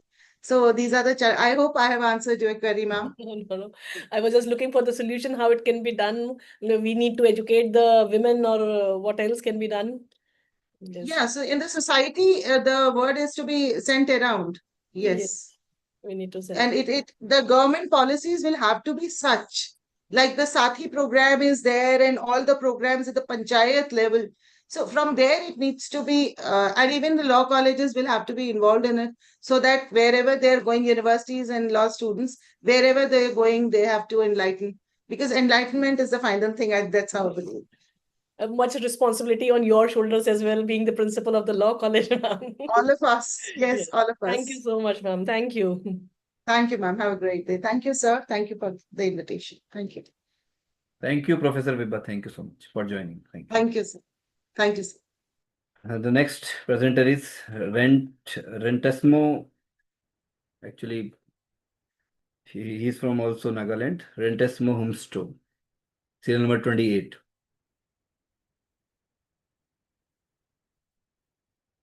Very difficult to pronounce his name.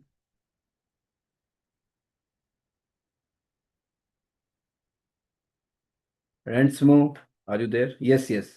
Please unmute. Please unmute. Yes. Yes, sir. Yeah, you may start. Good evening, everyone. I'll be giving an oral presentation. My name is Rentesmo Jaipur. I'm a research scholar in the Department of Sociology, Nagaland University. The topic of my presentation is impact of mass media among the Naga youth, a study of down. Mass media has become a central component of youth life today, offering unprecedented opportunities for engagement, interaction, and expression, far more than in any previous historical era. Shaped significantly by advancements in technology, mass media now plays a vital role in the daily lives of individuals, particularly among the younger generation. However, a notable paradox emerges. While mass media offers numerous benefits, their potential is often misused or underutilized by youth. Despite this, mass media remain a powerful tool capable of connecting vast populations in a short span of time, reshaping the social and cultural fabric of contemporary communities. There is no universal agreement on who youth are. Youth is more than a fixed age group. Many government agencies, non-profit programs, and media outlets define youth as a distinct period of time in life and name ages for when it begins and when it ends. But for this study, National Youth Policy 2014 definition of youth was taken into account. The National Youth Policy 2014 defined youth as persons in the age group of 15 to 29 years. Research methodology and objective to explore the influence of mass media with a special focus on how new media shapes communication, engagement, and behavior. New media is any form of media delivered digitally with the help of internet. The present study is based on empirical, explorative, and descriptive approach. Sources of data collection. The data was collected from both primary and secondary sources. Primary data was collected through interview schedule, questionnaire, observation, and group discussion. The secondary data was drawn from books, newspaper, magazines, journals, government records, website, etc. The sampling technique adopted in this study was based on purposive and simple random sampling. A total of 160 respondents was selected from the age group of 15 to 29 years, which included 79 male and 86 female respondents. Results and discussions. Reliance on the internet information. This study suggests that the youths in VOCA are of the opinion that internet information is not fully reliable. This is because internet contains a large amount of misinformation, fake news based content, etc., and trust in information is often passed down within families.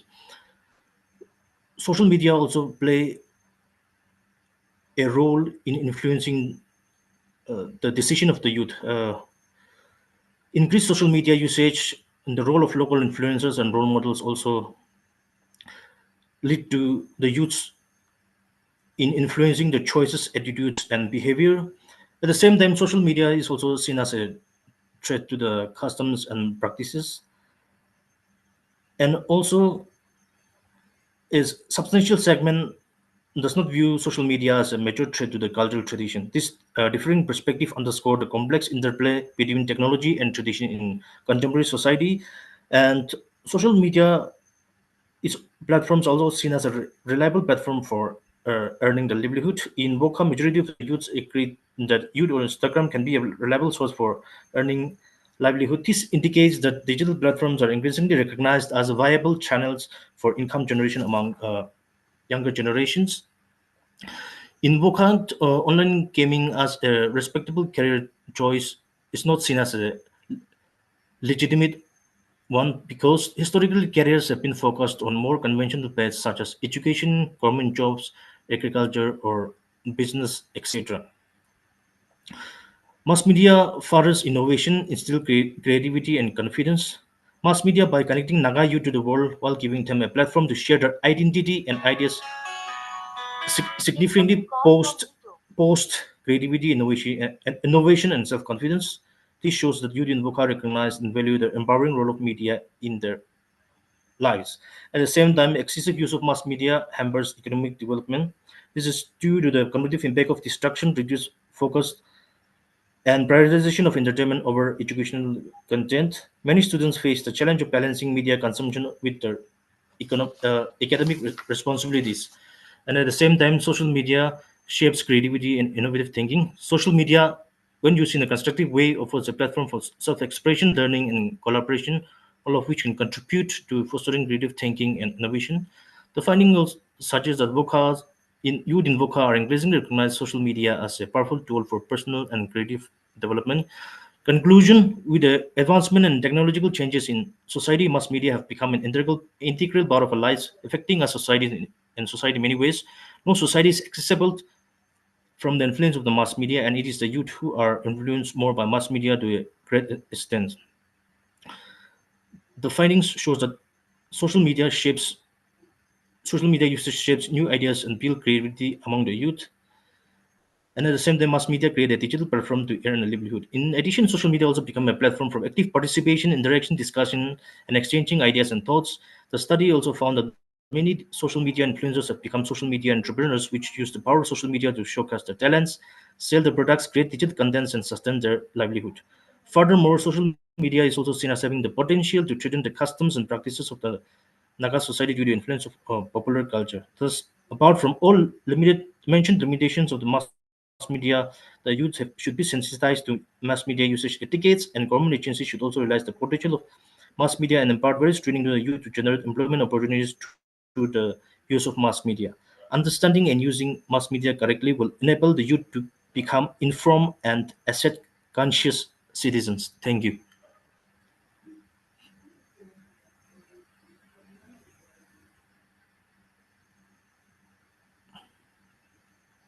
Thank you so for your presentation. Thank you so much. All the best. Thank you. Thank you so much, sir. Thank you so much. Thank you. Thank you. Yes, the next presenter, Vibhu Gupta. Please unmute. Vibhu Gupta, serial number 35.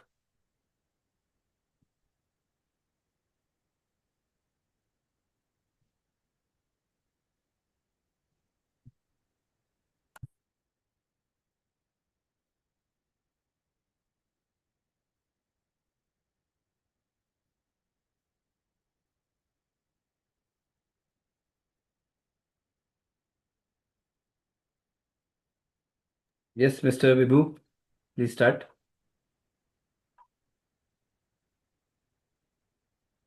Mr. Vibhu.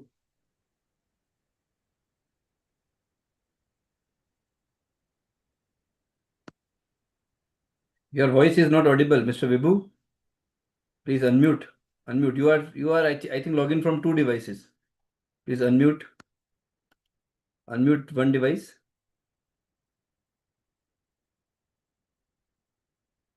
Unmute one device.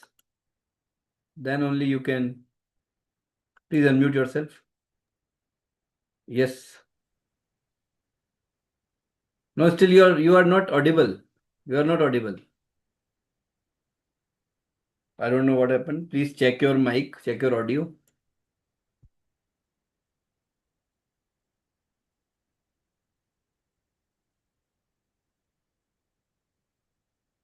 Okay, I will invite you later on. Just check your mic and just write in the chat box whenever you get ready. And the next presenter, Sohan Lal Rangera. Sohan Lal, शोधार्थी ज्योति विद्यापीठ महाविद्यालय. Sohan Lal ji, please unmute. Sohan Lal. Sir, serial number? 37. Okay. Please unmute, Sohan Lal.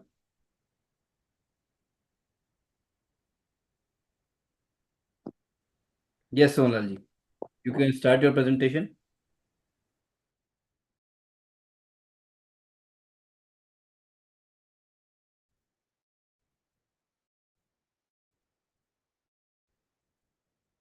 Yes, Mr. Sohan Lal, you can start your presentation.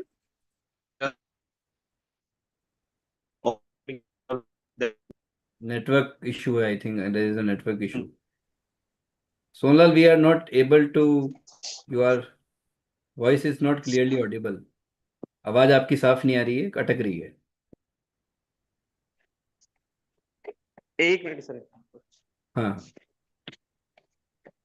अब आ रही है. जी sir.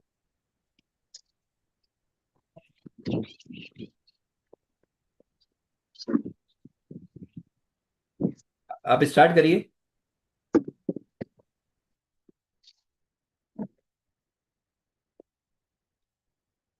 Om Prakash Valmiki के काव्य में दलित चेतना सदियों के संताप के विषय संदर्भ में. सर आप प्रेजेंट करेंगे, आपकी पीपीटी प्रेजेंट करेंगे आप? मैम पीपीटी नहीं हो रही है. अच्छा ठीक, कोई बात नहीं, कोई बात नहीं, कैरी ऑन. दलित साहित्य भारतीय साहित्य की वह शाखा है जो सदियों से हाशिए पर खड़ी जातियों के दुख, पीड़ा, संघर्ष और अस्मिता की सशक्त अभिव्यक्ति है. यह साहित्य केवल सामाजिक यथार्थ का चित्रण नहीं करता, बल्कि यह जातिवादी शोषणवादी व्यवस्था के विरुद्ध प्रतिरोध और बदलाव का घोषणा पत्र है. इस साहित्य की चेतना, जिसे हम दलित चेतना कहते हैं, वह केवल एक भाव नहीं बल्कि एक सामाजिक राजनीतिक दृष्टिकोण है. ओम प्रकाश वाल्मीकि का नाम दलित साहित्य में अग्रगण्य है. वे केवल एक साहित्यकार नहीं बल्कि एक सामाजिक चिंतक, कवि और क्रांतिकारी विचारक थे, जिन्होंने अपने काव्य और आत्मकथात्मक लेखन के माध्यम से समाज की वर्ण व्यवस्था को चुनौती दी. उनकी कविताएं केवल शाब्दिक सजावट नहीं बल्कि उनके अनुभवों की आग से निकलकर आए हुए भाव हैं. उन्होंने जूठन के माध्यम से अपने जीवन की पीड़ा को आत्मकथा में ढाला.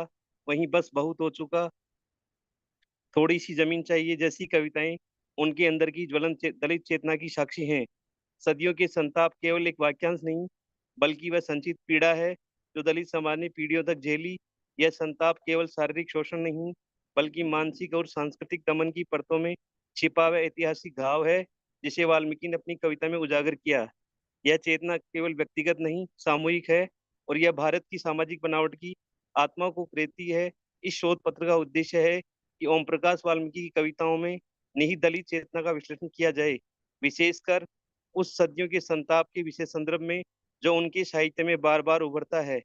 यह विश्लेषण केवल उनके काव्य शिल्प तक सीमित नहीं रहेगा बल्कि उनके अनुभवों, प्रतीकों, भाषा और सामाजिक दृष्टिकोण के सहारे उस चेतना की तहों को समझाने का प्रयास करेगा. ओम प्रकाश वाल्मीकि की कविताएं केवल संवेदनाओं का दस्तावेज नहीं है बल्कि वे सामाजिक क्रांति का औजार है. उनकी काव्य दृष्टि एक विचारधारा या शैली में सीमित नहीं बल्कि जीवन के कटु अनुभवों, जातीय दमन, पीड़ा और अस्मिता की लड़ाई से उपजी चेतना पर आधारित है. उनकी कविताएं भाषा, शैली और विषय वस्तु में उस अनुभव की प्रतिनिधि हैं जो साहित्य में लंबे समय तक अनुपस्थित रहा।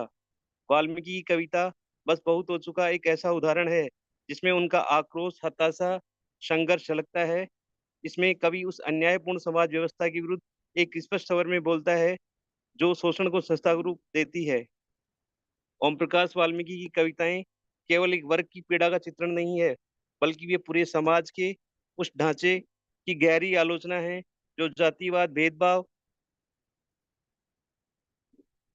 और सामाजिक वर्चस्व पर आधारित है। उनकी रचनाओं में दलित चेतना केवल भावात्मक नहीं, बल्कि एक जागरूक, तार्किक और विद्रोही दृष्टि के रूप में उभरती है। इस चेतना को हम कुछ प्रमुख तत्वों में समझ सकते हैं। सामाजिक अन्याय और व्यवस्था की आलोचना। उनकी कविताएं धर्म और परंपराओं से संबंधित शोषण पर प्रहार करती हैं। श्रम करने वाले दलितों ने ही समाज का निर्माण किया। उन्हें धार्मिक और सांस्कृतिक रूप से अपवित्र घोषित करने वालों पर उन्होंने प्रहार किया है। आत्मगौरव और अस्मिता की पुकार। दलित चेतना के एक प्रमुख तत्व आत्मसम्मान है। ओम प्रकाश वाल्मीकि की कविता थोड़ी सी जमीन चाहिए में केवल भूमि की मांग नहीं, बल्कि सम्मान जीवक जीवन की मांग है। विरोध और प्रतिरोध की भाषा। वाल्मीकि की भाषा में कोमलता नहीं, तीव्रता है। उनकी कविताओं में भावुकता की बजाय क्रांतिकारी आक्रोश है जो उत्पीड़कों को सीधे चुनौती देता है। वे शोषण पर चुप रहने के पक्षधर नहीं, बल्कि कविताओं के माध्यम से एक सजग और मुखर विरोध प्रस्तुत करते हैं। इतिहास की पुनर्व्याख्या। उन्होंने चेतना अतीत के मिथकों की आलोचना भी करती है। वे उनका मानना है कि इतिहास को जिस तरह लिखा गया है वह शोषकों की दृष्टि है, न कि शोषितों की। यह संघर्ष का यथार्थ और विश्वास। उनकी कविता में आक्रोश है, लेकिन वह केवल विध्वंसात्मक नहीं, उनमें आशा और परिवर्तन की चेतना भी है। वे दलितों को केवल पीड़ित नहीं, बल्कि सजग नागरिक के रूप में देखना चाहते हैं। उनके काव्य में संघर्ष के बाद समानता की संभावनाएं दिखाई देती हैं। उनकी कविताओं में सामाजिक विवेक, सांस्कृतिक आत्मबोध और राजनीतिक प्रतिरोध की त्रिवेणी बन जाती है। उनकी कविताएं न केवल साहित्यिक बल्कि सामाजिक दस्तावेज बन जाती हैं जो अनुभव को भाषा और भाव का स्वरूप देती हैं। मैम, समय की मर्यादाओं को देखते हुए मैं निष्कर्ष प्रस्तुत कर रहा हूँ। ओम प्रकाश वाल्मीकि हिंदी दलित साहित्य के शिखर पुरुषों में से एक हैं। उन्होंने कविता, आत्मकथा, आलोचना और सामाजिक लेखन के माध्यम से दलित चेतना को वैचारिक और कलात्मक दोनों स्तरों पर समृद्ध किया। उनका साहित्य केवल भावनात्मक आक्रोश नहीं है, बल्कि उसमें गहन सामाजिक विश्लेषण, ऐतिहासिक दृष्टि और सांस्कृतिक पुनर्निर्माण की प्रवृत्ति स्पष्ट दिखाई देती है। उनका काव्य साहित्य न केवल दलित जीवन की अभिव्यक्ति है, बल्कि वह सामाजिक अन्याय के विरुद्ध एक सशक्त प्रतिरोध भी है।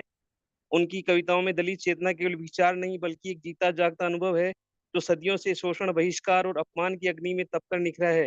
उन्होंने अपनी लेखनी को सामाजिक यथार्थ के सबसे अंधेरे कोनों में ले जाकर वहां प्रकाश की संभावना ढूंढी है। सदियों के संताप को उन्होंने केवल शब्दों में नहीं पिरोया, बल्कि उसे इतिहास, अनुभव और विद्रोह के साथ गूंथा। उनकी कविताएं उस मौन को तोड़ती हैं जिसे सदियों से दलित समाज ढोता रहा। उनकी भाषा में विद्रोह है, उनके प्रतीकों में अस्मिता है, उनके कथ्य में बदलाव की उत्कंठा। उनकी रचनाएं एक और दलितों को अपनी पहचान और आत्मविश्वास लौटाती हैं, वहीं दूसरी ओर समाज को आत्म आलोचना के लिए विवश करती हैं। धन्यवाद। थैंक यू सोमलाल जी। आपका टॉपिक काफी अच्छा आपने चूज किया है। सदियों का संताप के बारे में आपने बताया। मेरा क्वेश्चन आपके लिए है कि सदियों के संताप को, अगर जैसे आपने इस काव्य के बारे में प्रस्तुत किया है, तो सदियों के संताप को जो ओम प्रकाश वाल्मीकि जी हैं, वो क्या केवल इतिहास के रूप में ही देखते हैं या फिर जीवित अनुभव के रूप में भी उन्होंने कुछ रिफ्लेक्ट किया है? नहीं मैम, उन्होंने अपने समय काल में जो भी जिस पीड़ा से वो गुजरे, जो संघर्ष उन्होंने किया, उन संघर्ष के शब्दों को उन्होंने अपनी वाणी दी है। और जो आज के परिवेश और पूर्व के परिवेश में बहुत अंतर है, लेकिन अभी भी अपवाद स्वरूप कुछ चीजें ऐसी हो रही हैं जो ओम प्रकाश जी के काव्य में वर्णित हैं, उनसे मेल करती हैं और आज भी प्रासंगिक हैं उनकी। तो उनके काव्य में भारतीय परंपरा और आधुनिकता के बीच में कोई संघर्ष दिखाई देता है आपको? ऐसा कुछ आपने कोई केस स्टडी या कुछ ऐसा आपने लिटरेचर पढ़ा हो? जी मैम, उनकी कविताएं लगभग परंपरा, साहित्य, धार्मिक परंपराओं से विरोध, प्रतिरोध स्वरूप दिखाई देती हैं। और आलोचना की दृष्टि से ओम प्रकाश वाल्मीकि की आलोचना होती है कि वो एक सीमित सीमा में या सीमित विचार को प्रस्तुत करते हैं। लेकिन मेरे विचार से मैम, ओम प्रकाश वाल्मीकि जी न केवल दलितों की आवाज देते हैं, उन्होंने बाकी अपने काव्य में स्त्रियों के प्रति अधिकारों का, जो शोषित पीड़ित वर्ग है उनके अधिकारों का, सभी का वर्णन किया है। लेकिन अभी भी उनको संकीर्ण दृष्टि से देखा जाता है कि सिर्फ वो दलित विचारधारा को लेकर ही उन्होंने काव्य की रचना रची है। ठीक है, thank you very much, thank you. Thank you ma'am.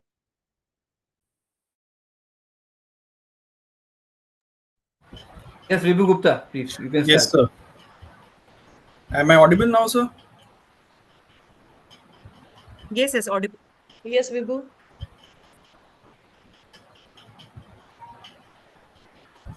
Just I'm sharing my screen now.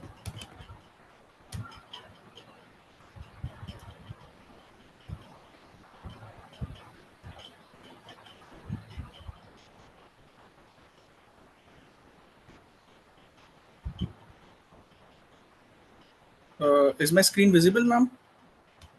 Yes, yes, go ahead. So thank you so much for giving me the opportunity to present my paper. And a very good afternoon, good evening to all the dignitaries present and participants present over here. The topic of my research is mental fortitude in the face of competitive exam, examining stress, resilience, and well-being in civil service aspirants. So, as we know that the civil service exam is regarded as one of the toughest exam that tests not only academic competence but also psychological endurance of candidates, and it demands long hours of study, lifestyle sacrifices, and sustained motivation in the face of uncertainty. Is my ma'am PPT visible? Your screen is visible, but no. Now you have to share your screen again. Just give me a second. Yeah, because it was reflecting only page number 6. Okay, yeah. I think so. It would now. Is it visible now? Yes, it's now. Your presentation. Yes. So the topic of my research is mental fortitude in the face of competitive exam, examining stress, resilience, and well-being in civil service candidates. So this study tries as we know that civil service exam is one of the toughest exam in this country, which tests not only academic competence but also psychological endurance of candidates. It demands long hours of study, lifestyle sacrifices, and sustained motivation in the face of uncertainty. So this psychological burden give rise to mental health challenges. So what is this study tries to focuses on three critical psychological variables, which are perceived stress, hopelessness, and emotional resilience, and which we are trying to see its influence on the psychological well-being among the civil service aspirants. So some review of literature was also conducted on these variables, and some studies were also being included in this study. Now, the objectives of the study was to assess the level of perceived stress, hopelessness, and emotional resilience and psychological well-being among civil service aspirants, to examine the relationship between stress, hopelessness, resilience, and well-being, to explore the predictive power of perceived stress and resilience in determining psychological well-being. So a sample of total 120 civil service aspirants in the age bracket of 21 to 30 years had been taken, who were preparing for civil service exam for at least 1 year using a purposive sampling. The tools which were selected were perceived stress scale and Beck hopelessness scale and Conrad-Davidson resilience scale and Rife psychological well-being scale. Questionnaire were administered in person under supervision so as to ensure accuracy, and the consent was obtained from all the participants, and confidentiality was also maintained. So some results which were being explored in the study were that correlation analysis were used, and then perceived stress was negatively correlated with psychological well-being, hopelessness showed a negative correlation with the well-being, emotional resilience showed a positive correlation with the well-being, and stress showed a positive correlation with this hopelessness. So as the stress increases, the hopelessness of among the civil service aspirants also increases, and stress and the resilience was a negative correlated with hopelessness. And in multiple regression analysis, resilience came out to be a strong predictor than the stress in explaining the psychological well-being. Mean scores were also calculated. So the discussion of the study was aligned with the existing literature, indicating that stress and hopelessness deteriorate mental health while resilience protect it. So in this unique context of civil service exam preparation, success is uncertain and competition is very intense. So emotional resilience emerges as a buffer against despair and burnout. Many candidates experience feeling of futility during repeated failures, long preparation cycles, and societal pressures. So resilience building strategies such as cognitive restructuring, mindfulness practices, and peer support can mitigate these effects. And notably, the regression analysis highlighted that resilience contributes more significant to well-being than perceived stress detracts from it. This suggests a need to focus on strength-based approaches in mental health interventions. So implications for the study could be for the educators and coaching centers, which can help to incorporate the psychological training modules for the aspirants, which focused on their stress management, emotional intelligence, and resilience exercises, and for the policymakers, for the lawmakers, so as to include mental health resources and competitive exam frameworks, and for aspirants themselves, so that a self-care routine, regular mental health check-ins, and realistic goal setting can help sustain motivation and their psychological well-being. So the limitations of the study is that the sample was collected from the urban areas and may not represent rural areas, and cross-sectional study limit causal inference, and future studies should track aspirants longitudinally, so that the longitudinally means that the same aspirant after after a gap of 5 years, or if a same aspirant is preparing for after 3 years, 2 years, is giving a multiple attempts, so that same aspirants could be tested again. That is a longitudinal study that could be included, and more diverse demographics can also be included. And the conclusion is that psychological resilience is key to navigating the civil service exam, and stress management must be emphasized alongside academic preparation. Well-being, psychological well-being can be improved through structured mental health interventions, and supportive strategies are vital for aspirants' long-term success and balance. Thank you so much. Any questions?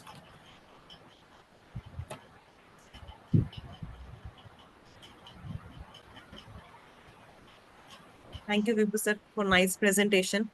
Nice Thank you. topic. Yeah, nice topic. Thank you, ma'am. Thank you so much. Yeah, my question is, what parameters did you use to assess mental resilience in your participants? Ma'am, that is a standardized questionnaire which we use. It's a Conrad Davidson Richardson scale. The reliability and validity of test has already been calculated, and that test has also been culturally fair for the Indian population, and so that test was being used so to calculate the resilience of the participants. Okay. One more general question. Were there any specific strategies or habits that, or any practices that helped candidates maintain emotional balance during preparation? Yes, ma'am. First of all, the routine. So if they have a structured routine, that would help them to imbibe and to bounce back. Resilience means to bounce back from any difficulty. So if they're having an exam and they have a routine, so they won't get that much fear. And next is setting a realistic goal. If some aspirants have set a realistic goal, then they can easily come back and they have a good emotional and psychological well-being in comparison to other aspirants who think that they can complete this syllabus in short term, which is not a productive and a very effective goal setting technique. Very nice. Thank Okay. you. Thank you, All ma'am. the Thank you so best. much. Thank you, Vibhu, for the nice presentation. I just want to ask one question. In your opinion, do you think some reforms can be introduced in the exam system to reduce the undue psychological pressure?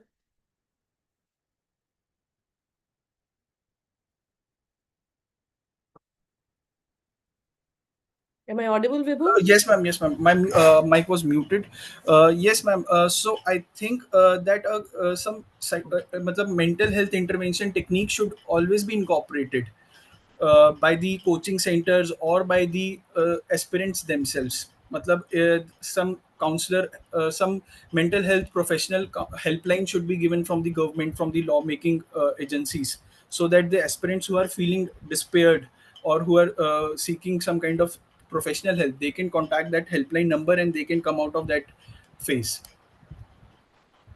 Okay.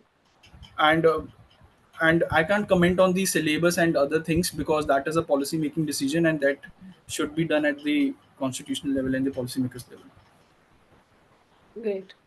Thank you. Okay, thank you. Thank you. Thank you so much. Yeah, Mr. Manoj Kumar Sharma, please unmute. Mr. Manoj Kumar Sharma.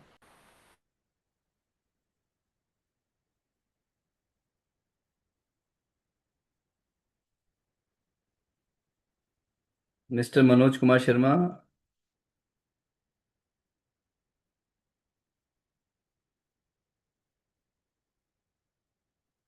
Is there anyone who is left for presentation? We can. Yes, Mr. Manoj. अगर आप तैयार हैं तो आप unmute करिए please. आपकी आवाज नहीं आ रही है मिस्टर मनोज.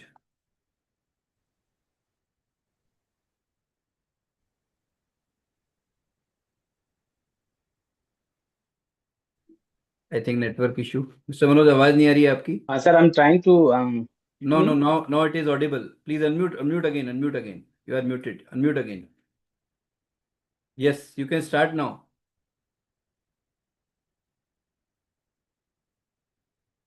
अनम्यूट हो गए आप. बार बार अनम्यूट हो रहे हैं प्लीज.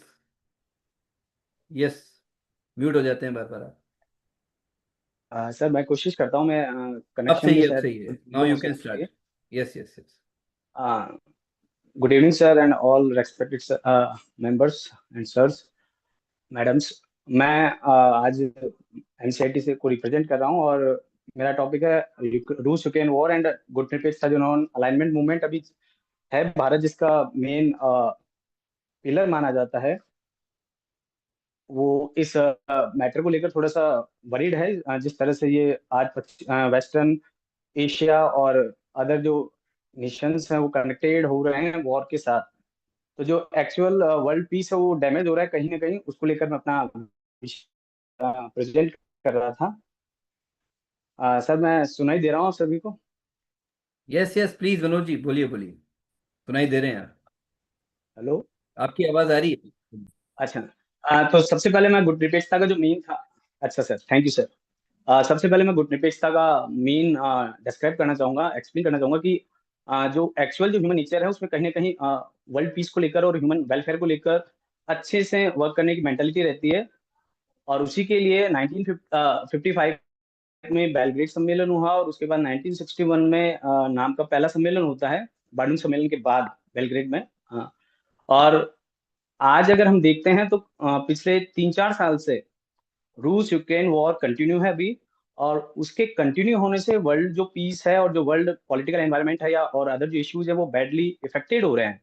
और उसकी वजह से कहीं ना कहीं अगर आज हम देखते हैं कि जो रूस के बाद आज ईरान और इसराइल का वॉर हो रहा है, इसराइल और फिलिस्तीन का वॉर हो रहा है, उसका रीजन कहीं ना कहीं पास्ट में जो ये रूस यूक्रेन वॉर स्टार्ट हुआ था उसकी वजह से कहीं ना कहीं उसको मेन इश्यू माना जा सकता है. तो सर मैं वर्बली दूंगा. शायद रिसोर्सेज का थोड़ा प्रॉब्लम है, ये सेट नहीं हो रहा था. तो is there any problem sir?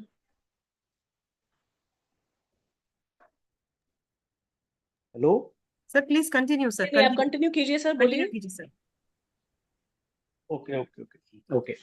तो मैम जो गुट निरपेक्षता की नीति है वो कोल्ड वॉर के बाद डेवलप हुई थी और उसका रीजन ये था कि उस समय विश्व जो था 2 भागों में डिवाइडेड था और उसकी वजह से जो वर्ल्ड पीस है वो डैमेज हो रही थी. तो उसका सबसे बेसिक कारण ये था कि जो न्यू फ्री कंट्रीज थे वो चाहते नहीं थे कि वो कैपिटलिस्ट या पूंजीवाद या एक तरफ साम्यवाद में डिवाइडेड हो जाएं और डिवाइड होने के बाद एक ग्रुप दूसरे ग्रुप के एनिमी में कन्वर्ट हो जाए. तो कुछ रीजंस थे जिनकी वजह से गुट निरपेक्षता को इम्प्रूव किया गया, डेवलप किया गया.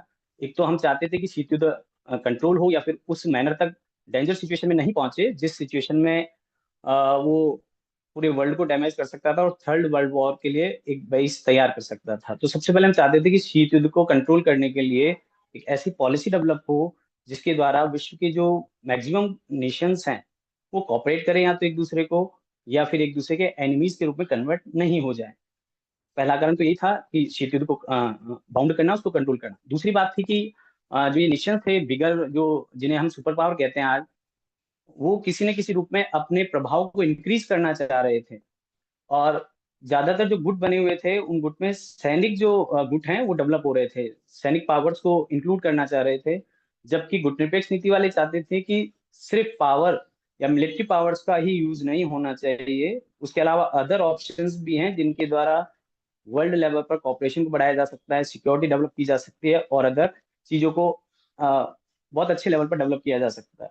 लेकिन जैसा कि पता है कि अमेरिका एक कैपिटलिस्ट नेशन है और रशिया जो है वो सोशलिस्ट पावर है. तो वो उन दोनों में जो आइडियोलॉजी डेवलप करना चाह रहे थे वो कहीं ना कहीं मिसमैच हो रही थी, दोनों एग्री नहीं कर रहे थे. तो उसका रिजल्ट ये था कि वर्ल्ड डिवाइड हो रहा था तो नॉन अलाइनमेंट मूवमेंट ने ये स्टार्ट किया कि सैनिक गुटों में कम से कम वर्ल्ड डिवाइडेड नहीं रहे, अगर वो कहीं डिवाइड भी होते हैं तो कुछ अच्छे रीजन्स को लेकर यूनाइटेड हो, बजाय मिलिट्री कॉर्पोरेशन को लेकर। उसके बाद जो थर्ड रीजन था गुटनिरपेक्षता को डेवलप करने का, कि वर्ल्ड को इकोनॉमिकली इक्वली डेवलप होना चाहिए।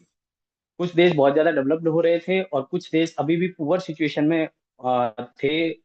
वो मोस्ट नेसेसरी जो नेचुरल थिंग्स होती हैं वो भी अवेलेबल नहीं हो रही थी उन देशों को।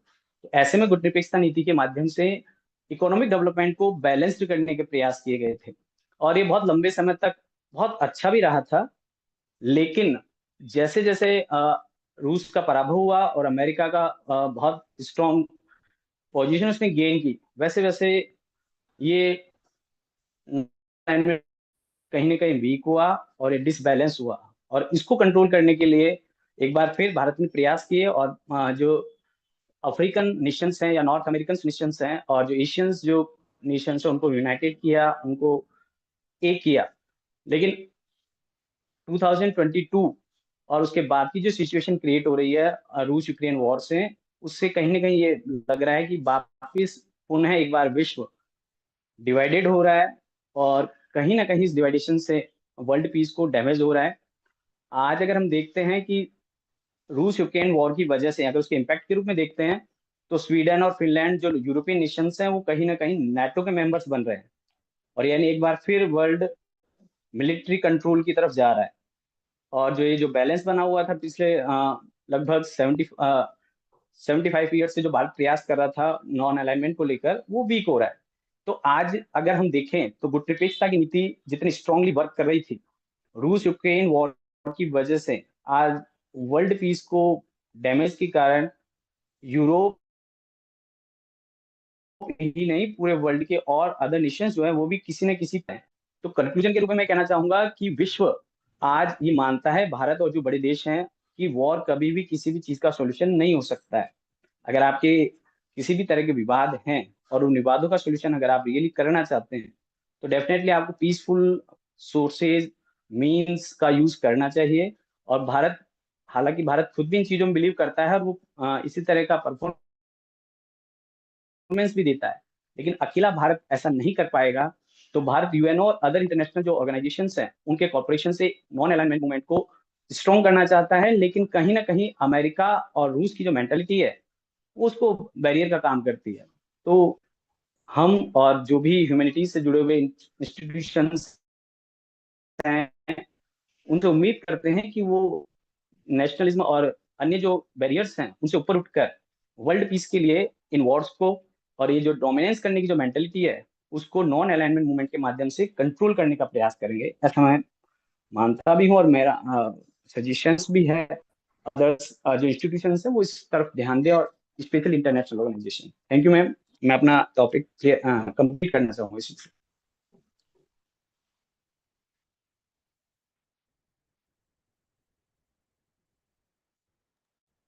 Thank you so much Manoj ji. Yes ma'am. Thank you sir for your presentation. Sir मेरा क्वेश्चन है आपके लिए। Yes ma'am. सर आपने ऑब्जेक्टिविटी की बात की, गुट निरपेक्षता की बात की, तो आपके अनुसार नॉन अलाइनमेंट, हाँ, आपके अनुसार हम राजनीतिक और संस्थागत पक्षपात से कैसे बच सकते हैं? मैम सबसे जो इफेक्टिव जो टूल्स हो सकते हैं वो एक तो एजुकेशन सिस्टम हो सकता है, और एक जैसा कि भारत ने बहुत अच्छी पॉलिसीज डेवलप की हैं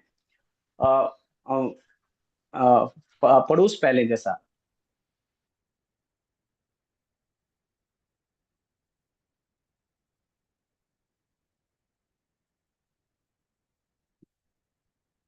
जैसा हम देखते हैं कि हम अपने पड़ोस को पहले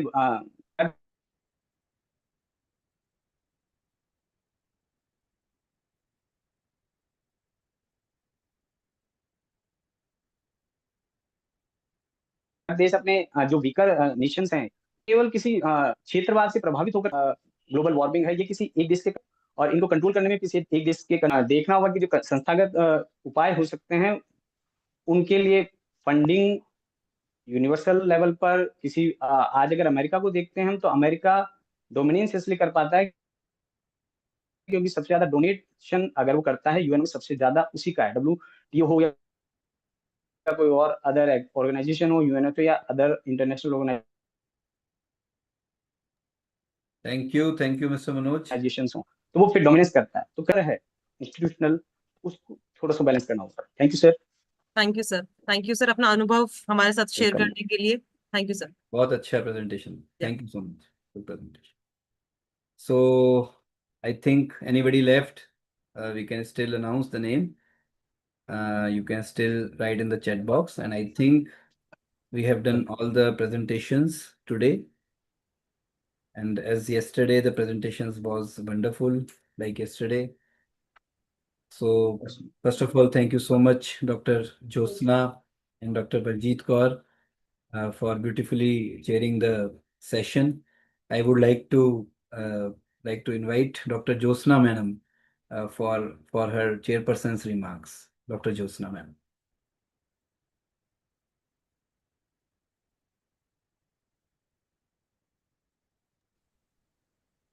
Yes, ma'am. Yes. Your remarks, ma'am. Thank you so much, sir, once again. Thank you. For this wonderful opportunity which you have given me. And as we draw towards the end of this wonderful conference, I want to express my heartfelt gratitude to each one of the participants for their insightful contributions and unwavering enthusiasm since beginning with what I have been seeing. And the candidates have really presented well, and it has been become a really a tough job for me and Dr. Baljeet to select the best out of them. And it has been very inspiring to witness the collective commitment towards the advancing knowledge and addressing the challenges which we are facing. And I commend the organizers for their meticulous efforts in putting all together in such a seamless and impactful program.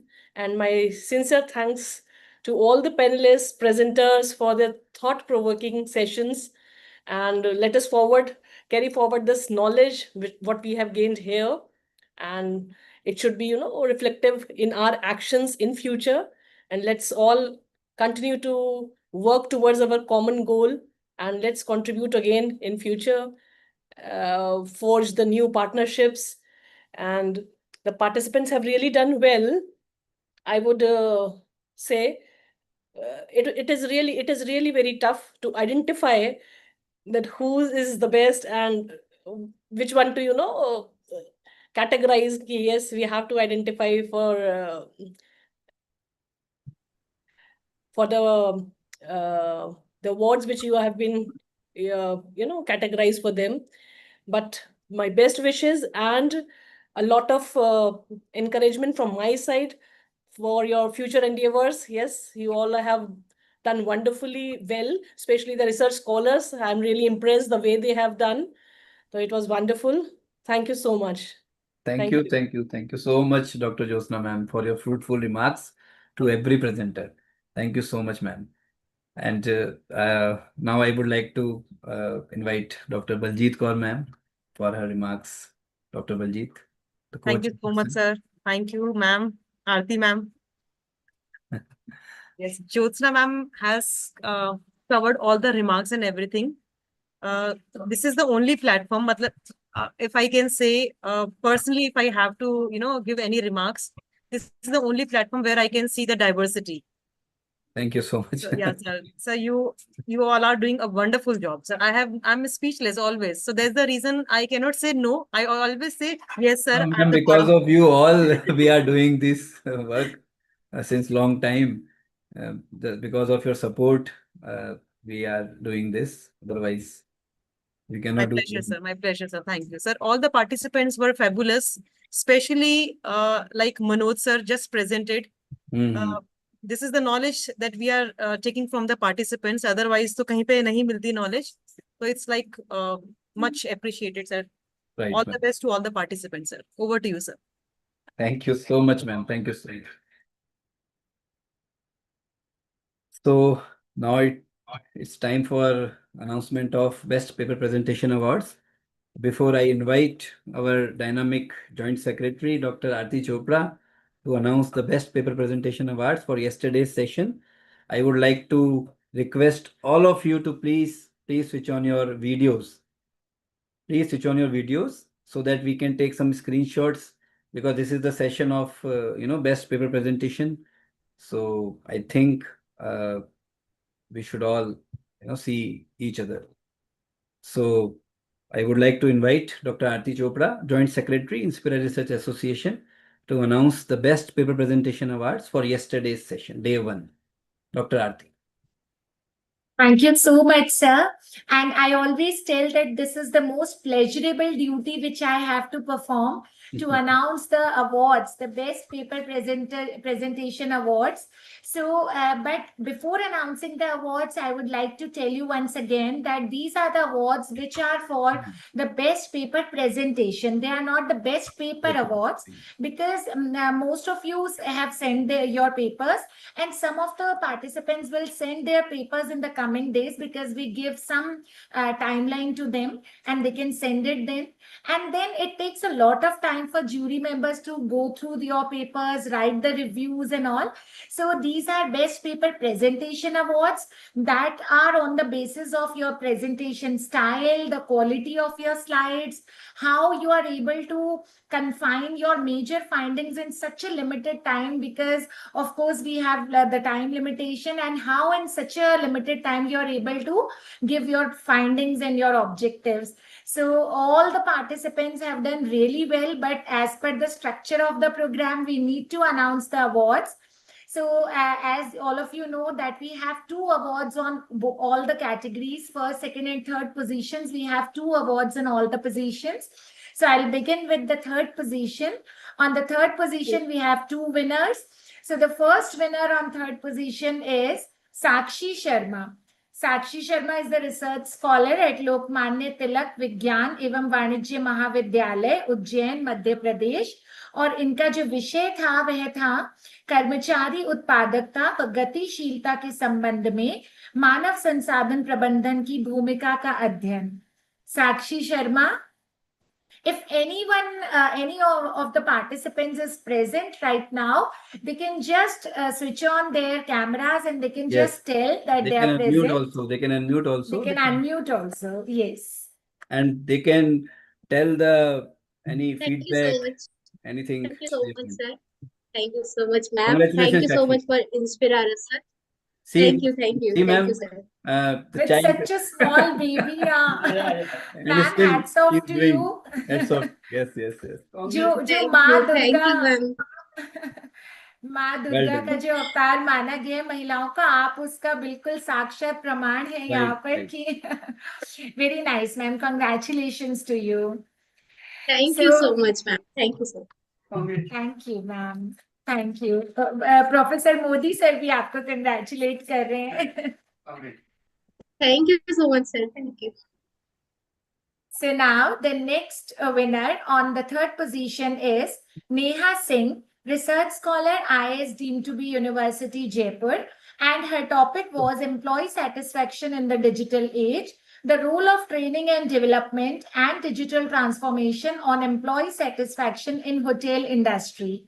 Neha Singh. Neha, you can also unmute if you are present here. Congratulations. Thank you so much, ma'am, giving this award. Thank you so much. I'm so really happy after hearing this. God bless you. You really deserve it. Thank you so much, ma'am. Thank you. So moving towards the second position, again, we have 2 awards on second position. The first awardee on the second position is Sai Lakshmi V. Sai Lakshmi V is the research scholar, Department of Commerce, the Kaid Millet College for Men, Chennai, Tamil Nadu. And the topic was Artificial Intelligence in Talent Acquisition and Recruitment, a bibliometric analysis using VOS Viewer. So, Sai Lakshmi V, if you are present. Thank you so much. Thank you so much, ma'am. Thank you, Inspira. Sir, also, thank you so much. I feel so happy. Thank you, ma'am. Thank you. Thank you so much. Ma'am, I have a personal question, but I'm asking on the this public platform, and then I'm asking you the personal question.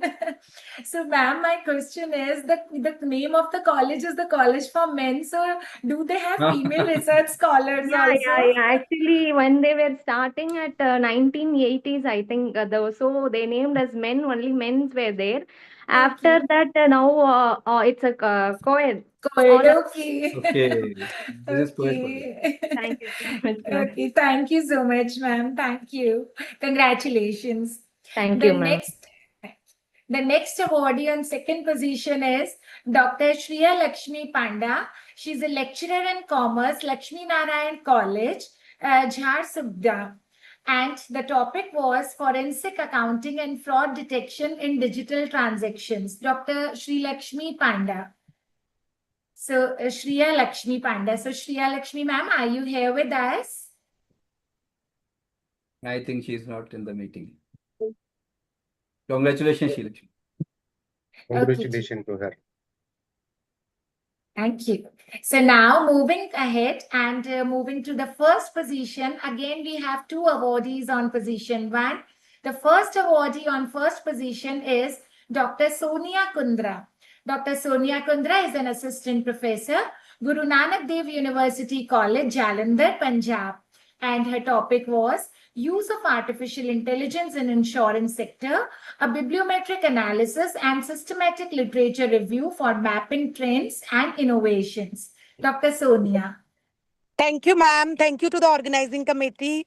I feel so happy to receive it. I'm right now driving. I wish I could show you my video, but right now I'm so happy to receive this No award. problem.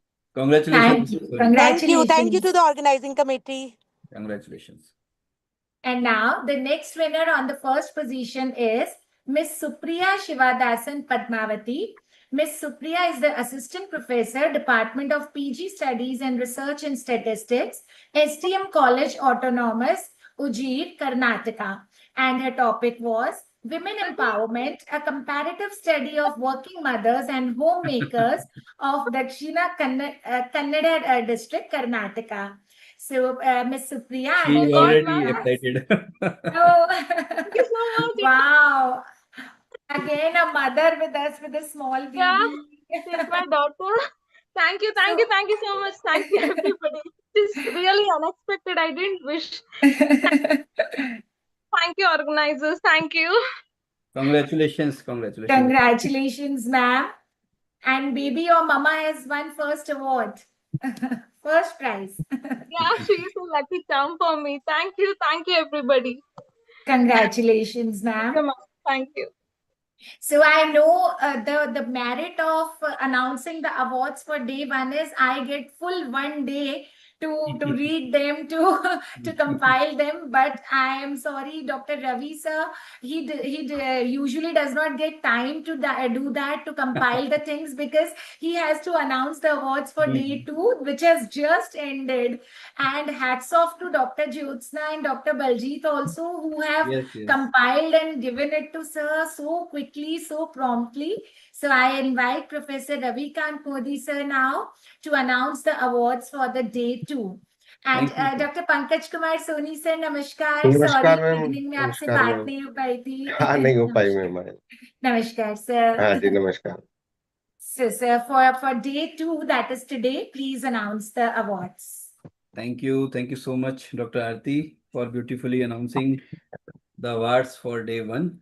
So now I'm going to announce the best paper presentation awardees for today's session. And the best paper presenters will get the separate certificates. So again, moving from the third position, there are two awardees on the third position. The first one is Yashika Negi, Shri Guru Ram Rai University, Uttarakhand. And the topic was sustainable development using biocontrol agents against invasive weed, Parthenium hythroporus. So Yashika Negi, congratulations. Thank you so much, sir.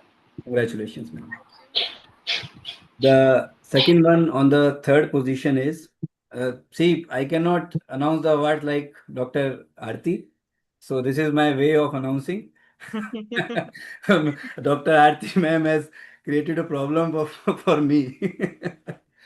So now the second position, second one is on the third position is Manoj Kumar Sharma. Manoj Kumar Sharma, Sahayak Acharya Rajniti Vigyan, Mehta College and Institute of Technology, Jaipur. Congratulations Manoj ji, congratulations. बहुत बहुत बधाई आपको, बहुत ही अच्छा presentation था आपका. Congratulations. तो ना बधाई हो सर. Thank you sir. बधाई हो मनोज जी आपको. सर आपको भी सर, आपके गाइडेंस से ही, मार्गदर्शन में हम आगे बढ़ रहे हैं इस प्रकार से. नहीं, वेरी गुड, वेरी. सर आपको बहुत इतने अच्छे ऑर्गेनाइजेशन और इस कार्यक्रम के सफल संपादन के लिए मैं आपको बधाई देना चाहूंगा अपनी ओर से भी और कॉलेज की तरफ से. Thank you sir. Congratulations. Thank you. Congratulations. Yes, of course, Manoj ji, the Dr. Pankaj Soni is the, मैं तो बहुत पहले से जानता हूँ पंकज जी को. Very dynamic personality, dynamic principal. Thank you so much. और कॉलेज को बहुत ही सर ये तो लेके जा रहे हैं. तो बधाई सर आपको भी बहुत बहुत. सर इंस्पिरा फैमिली जो प्लेटफॉर्म बच्चों को दे रही है, रिसर्चर्स को दे रही है, वो बहुत ही यूनिक है. मैं ये मान के चलता हूँ कि आज की तारीख में एक जो ग्रोइंग रिसर्चर है, उसके लिए, उसके माइंड को खोलने के लिए, उसकी वाणी को खोलने के लिए ये बहुत अच्छा प्लेटफॉर्म है. आपको बहुत बहुत बधाई और बहुत बहुत धन्यवाद आपको. प्रोफेसर SS मोदी साहब को विशेष रूप से मैं धन्यवाद ज्ञापित करना चाहता हूं कि सर ने इतना बड़ा ऑर्गेनाइजेशन खड़ा किया, आप उसको संचालित कर रहे हैं, आगे बढ़ा रहे हैं.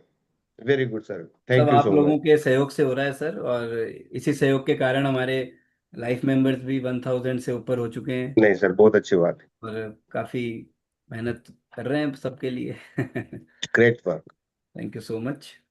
So moving on to the second position, again there are two awardees on the second position. The first one is Dr. Pinky Saini, Assistant Professor, Department of Botany, MCIT College, Jaipur, and the topic was different content and quality of groundwater in some villages in Nimka Thana Tehsil of Sikar district. So congratulations to Pinky ma'am. बहुत बहुत बधाई ma'am को. Congratulations. And the second one is on the second position is Vibhu Gupta, Research Scholar, Punjab University, and the topic was mental fortitude in the face of competitive exams, examining stress, resilience, and well-being in civil service candidates. Thank you, sir. Thank you so much for giving me the opportunity. Thank you. Congratulations. Thank you, sir. So your topic was very good, and yes, I could really relate, because being a teacher, we can really relate. Ma'am Jyotsna ma'am and Baljit ma'am also commented on this, because students feel so depressed, particularly the students who prepare for such exams which take a lot of years, like UPSC and all. So very, very good topic, sir. Thank you, ma'am. Thank you so much. Thank you, Jyotsna ma'am. Thank you, Baljit ma'am. Thank you, Modi sir. Congratulations, Mr. Vibhu. Congratulations. I think Dr. Sri Lakshmi Panda has joined. You got the first award for yesterday's section, Dr. Thank you so much, sir. Thank you so much, ma'am, and all the organizers for arranging such a great conference all the time, so that we can share our research work, and it's a great platform. Thank you. Congratulations, and you can. Congratulations, Mrs. Modi sir, Aarti ma'am, and all the organizers. Thank you so much. Thank you so much. You can watch the recorded video. Okay. Your name was announced. Okay. Yes. So now moving on to the first position. Again, there are two candidates on the first position. The first one is Mr. Kurunto Kezo. Mr. Kurunto Kezo, Research Scholar, Department of Sociology, Nagaland University, Nagaland, and the topic was Beyond the Arena, Cultural Rituals and Taboos in Indigenous Naga Wrestling. Thank you so much. Thank you so much. I'm so honored. Thank you so much. Right away from Nagaland, and it was a really nice presentation. The chairperson, co-chairperson immediately, WhatsApp me your name for the. Thank you so much. I'm so honored. Congratulations, Mr. Kezo. Thank you so much, man. And the second one is on the first position is Professor Vibha Sharma, of course. Professor Vibha Sharma, Principal, Government Law College, Ajmer, and the topic was maternity benefits, challenges, and judicial responses. I'm so glad. Thank you so much. Thank you so much, sir, and thank you so much, ma'am. And I really appreciate all your efforts that you are giving this particular platform to everyone. Thank you so much. I'm surprised and amazed. Thank you. Thank you so much. Thank you, sir. Ma'am, I wish to give you a personal compliment Yes. also. Really, ma'am, you're doing so wonderful. I mean, you're presenting your paper at this stature also, the stature you are on. Otherwise, most of the professors, when they reach at this level, they feel that we are there only to judge now. Why would we present our paper? But ma'am, this spirit is so good, and I'm sure your students must learn so much from you, because your spirit, your energy. Very. Thank you so much for your kind words. Thank you so much for your kind words. And law is a subject where everyone is a student, lifelong. Thank you so much. Thank you so much, ma'am, for joining. Thank you so much. Thank you so much. My pleasure, sir. My honor. Thank you so much. Congratulations once again. So congratulations once again to all the paper presenters awardees. You will all get the separate certificates very soon.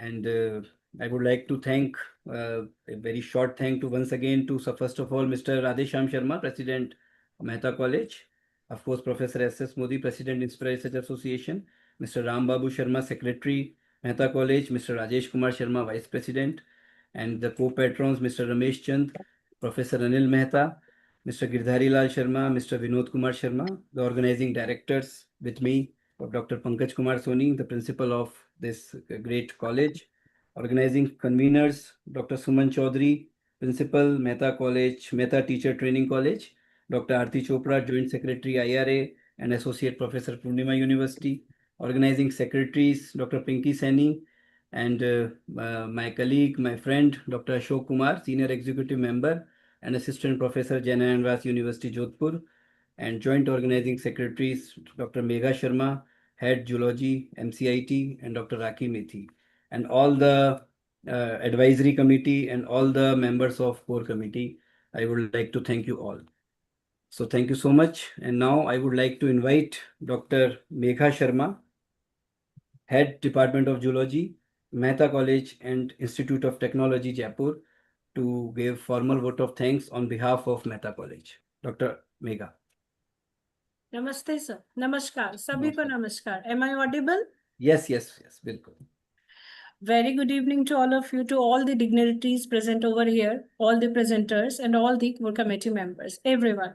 Warm greetings from this side. This is Dr. Megha Sharma, Associate Professor, Department of Zoology, MCIT, and Joint Organizing Secretary of this international conference. I feel greatly honored and privileged to deliver the vote of thanks on behalf of organizing committee of this prestigious international conference on global studies, multidisciplinary academic research and technological innovations, organized by Mehta College and Institute of Technology, Jaipur, Rajasthan, in collaboration with Inspira Research Association, a leading organization for research, development and advancement. Thank you so much. For the very foremost, at the very beginning, I would like to express my modest gratitude to Goddess Saraswati, the divine embodiment of wisdom, knowledge, and learning. Without her blessings, we cannot be congregated here, and may Goddess Saraswati continue to enlighten us, our minds, and inspire us in the future and creative endeavors. I extend our heartfelt gratitude to Inspira, a leading organization for R&D in the fields of management, commerce, economics, finance, computer, education, women empowerment, humanities, social sciences, applied sciences, and to name a few. The Inspira has been publishing research journals regularly. Inspira, that is Journal of Modern Management and Entrepreneurship. Inspira, JCES, Journal of Commerce, Economics and Computer Science, International Journal of Advanced Research in Commerce, Management and Social Science, and also in Applied Sciences, to name a few. And also International Journal of Global Research, Innovation and Technology, and all are peer-reviewed. A great hats off for the Inspira. I express my sincere thanks to Professor S.S. Modi, sir. Sir, namaskar. President, IRA, and with his several leadership positions at university, including head of department APST at University Commerce College, Jaipur, managing editor of Accounting Review, journal and chief editor of Inspira journals, JMME, JCES, IGMMASS, and IGRIT. Sir, I would like to thank you from my deepest heartful gratitude.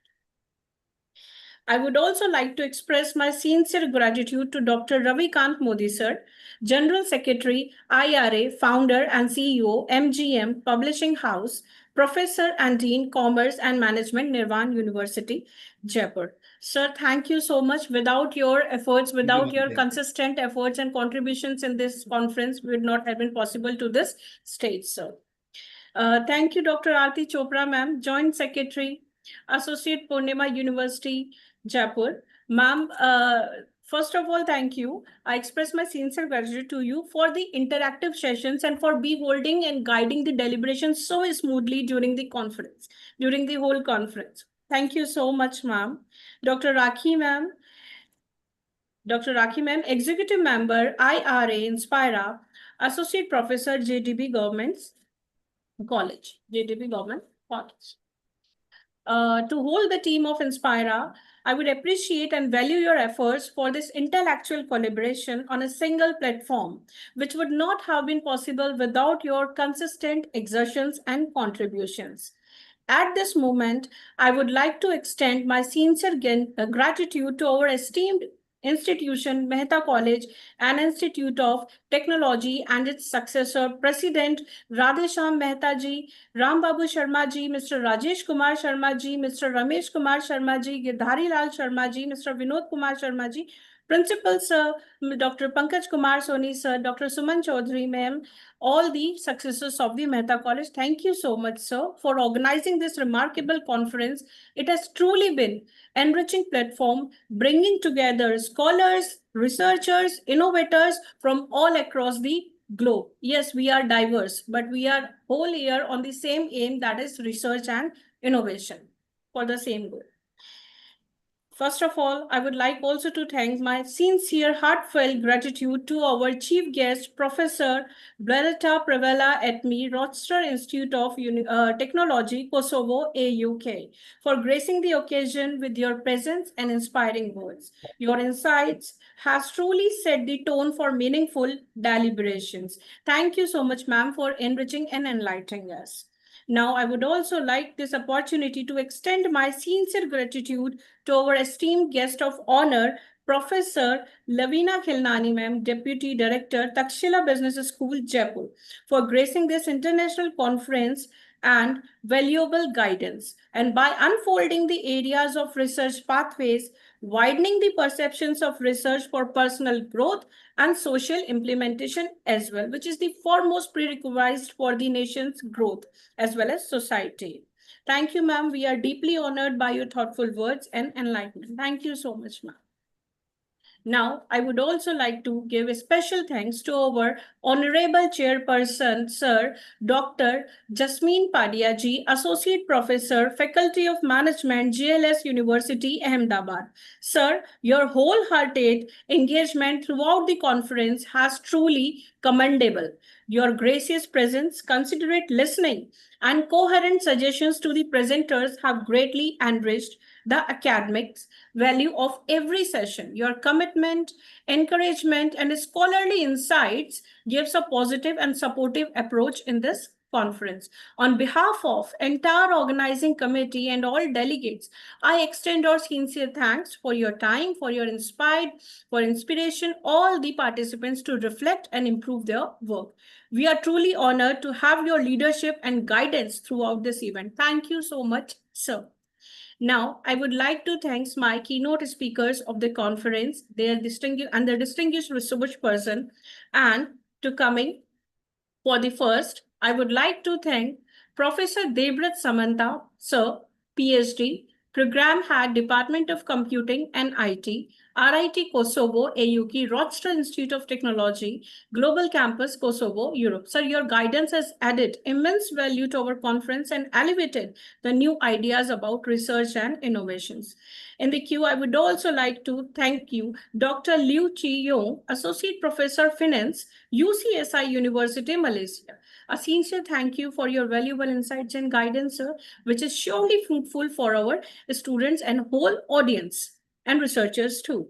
Now, I would also like to thank Dr. Ankita Chaturvedi, ma'am, Associate Professor, Accounting and Finance, IIS University, Jaipur. Thank you, ma'am, for enlightening us with your perspectives and motivating us towards innovations and excellence. Thank you so much.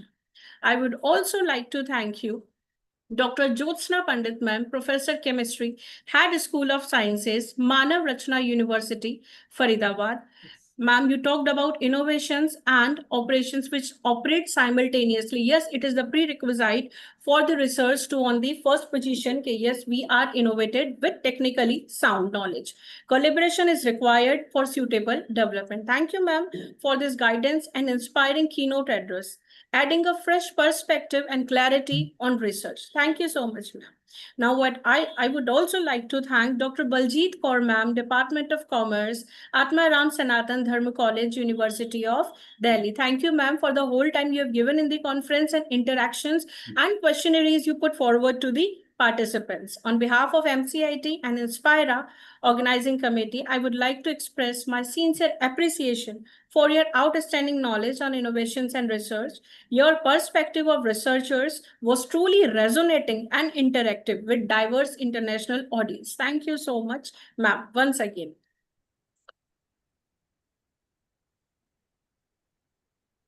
Just a second.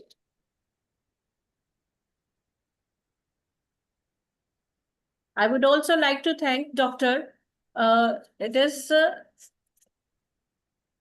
Dr. Payman Ahmed, Dr. Payman Ahmed, University of Rapirin, Rania, Kurdistan region, Iraq, for the interdisciplinary approach for growth and innovations, ma'am, you talked about. And yes, it is very must for the research to get interdisciplinary, multidisciplinary, and to come with all collaborations from different states. Thank you so much, ma'am. Professor Rania Lampu, ma'am, you talked about astronomy, language, and physics. Yes, it is very required. Thank you so much, ma'am. My heartfelt gratitude towards you for taking out in the GIS, AI, and real-time analysis.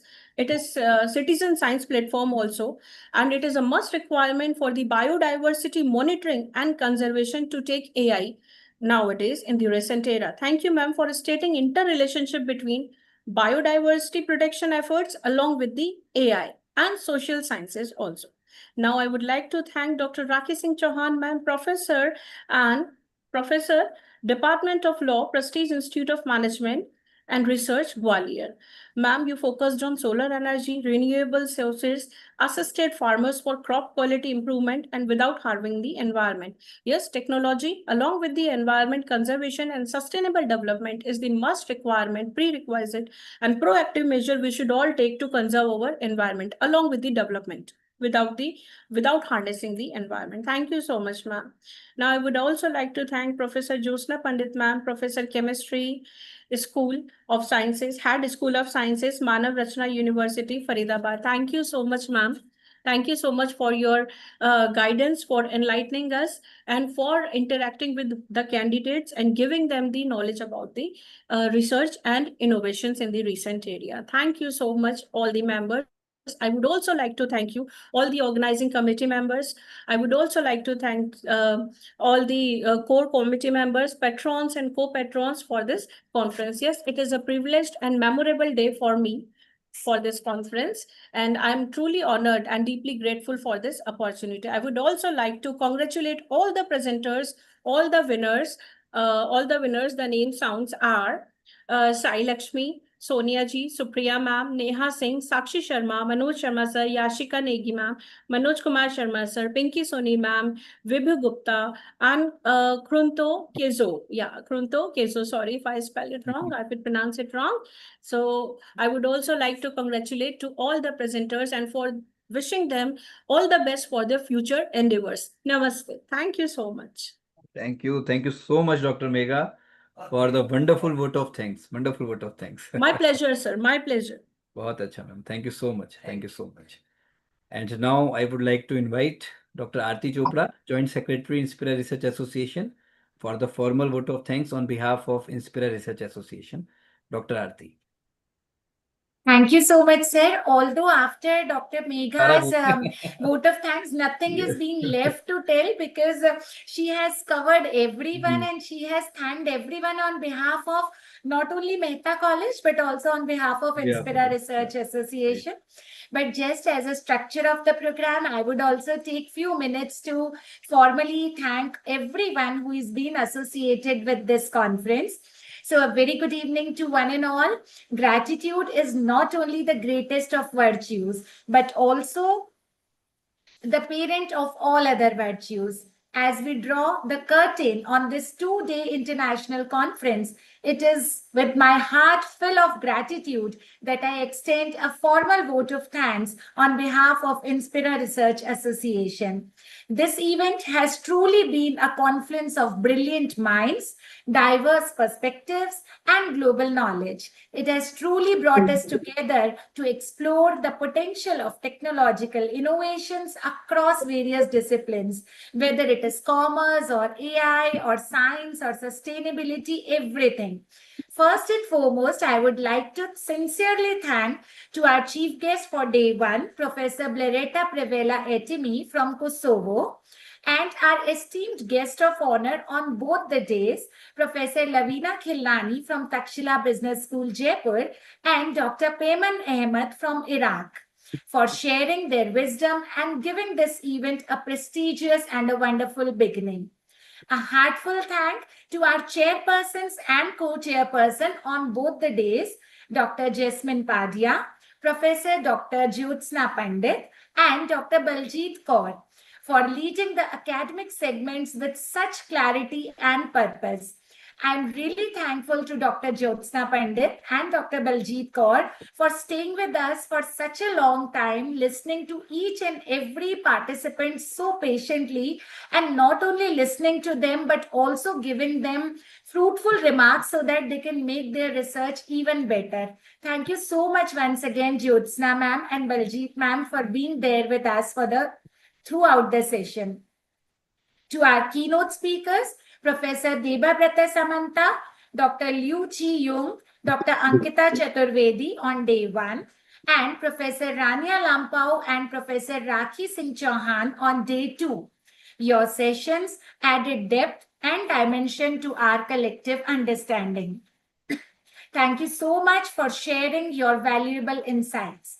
A special word of appreciation for Professor Dr. Ravi Kant Modi, the conference director, for his leadership and dedication, and to Dr. Pankaj Kumar Soni for his unwavering support as the principal of the host institution, Mehta College and Institute of Technology.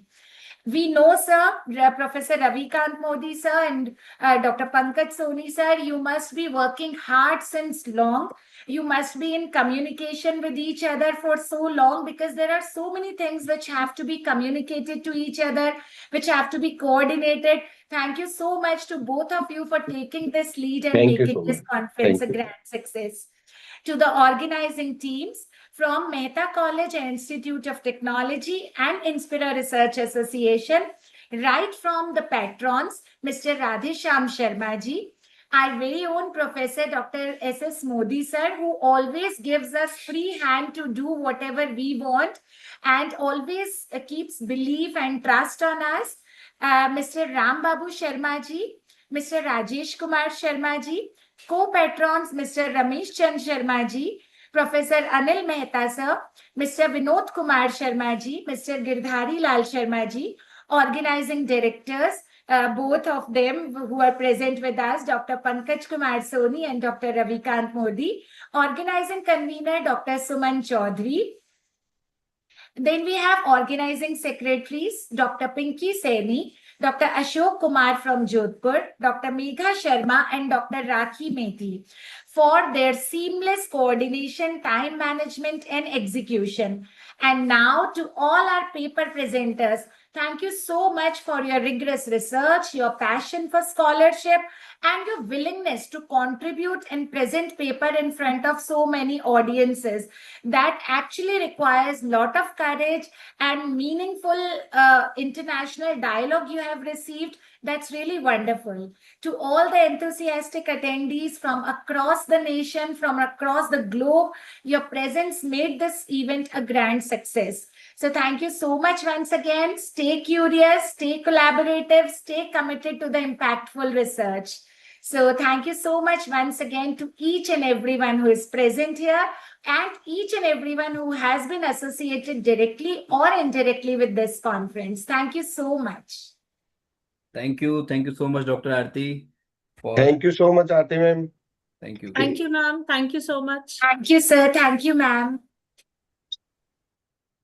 Both the days, Dr. Aarti moderated the session very beautifully, wonderfully. Thank you so much, Dr. Aarti, as always. You know, I am doing the hard work just because of the, you know, the work of Dr. Aarti ma'am. अरे sir, ये आपका बड़प्पन है, आप इतनी मेहनत करते हैं और मोदी सर हमें ब्लेस करते हैं तो बिल्कुल बिल्कुल, वो तो है ही, लेकिन आपका, आप जॉइंट सेक्रेटरी हैं, पूरा एज ए सेक्रेटरी काम करती हैं आप. Thank you so much once again. So thank you so much, Dr. Pankaj Kumar Soni ji, Principal, Mehta College, for collaborating with us. The whole team of Mehta College, Dr. Megha Sharma once again, and the whole team. And congratulations once again to all the paper presenters, all the winners. And I will share a feedback link very soon on your, you know, the WhatsApp group on the and on the mail IDs. It is mandatory to submit for the certificate. So please submit it very carefully, your name, designation, and your topic. So Jyotsna ma'am is also there with us. Still she's there with us, and Baljit Jyotsna ma'am. ma'am, Dr. Baljit, you know, ऐसे academicians हमारे से जुड़ते हैं ma'am की, you know, इसी वजह से you know, Inspira Research Association is. बिल्कुल सर, डेडिकेशन देखिए मैम का, कमिटमेंट. और मैम को तो जैसी मैम तो 10 बजे तक भी रेडी थी, because yesterday I have shared the yesterday recorded video to ma'am. तो ma'am sent me a message 10 o'clock. तो मैंने कहा yes ma'am, let's see what happened today.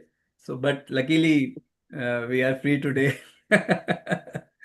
No, my sincerest appreciation and gratitude, sir, that you gave me this platform to be, you know, it's our pleasure, ma'am.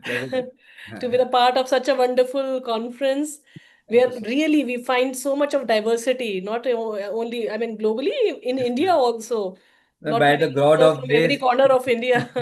By the God of grace, ma'am, every time we, you know, organize the conference, we receive the participation from every part of the country. So this is so wonderful, so nice of you. Thank you so much. Thank you so much. Thank you so much, ma'am. Thank you so much, everyone. Once again, Chauhan साहब, आज चुप कैसे हैं? बिल्कुल ऐसे. चौहान साहब बिल्कुल चुप है. चौहान साहब, बहुत बहुत धन्यवाद हमसे जुड़े रहने के लिए.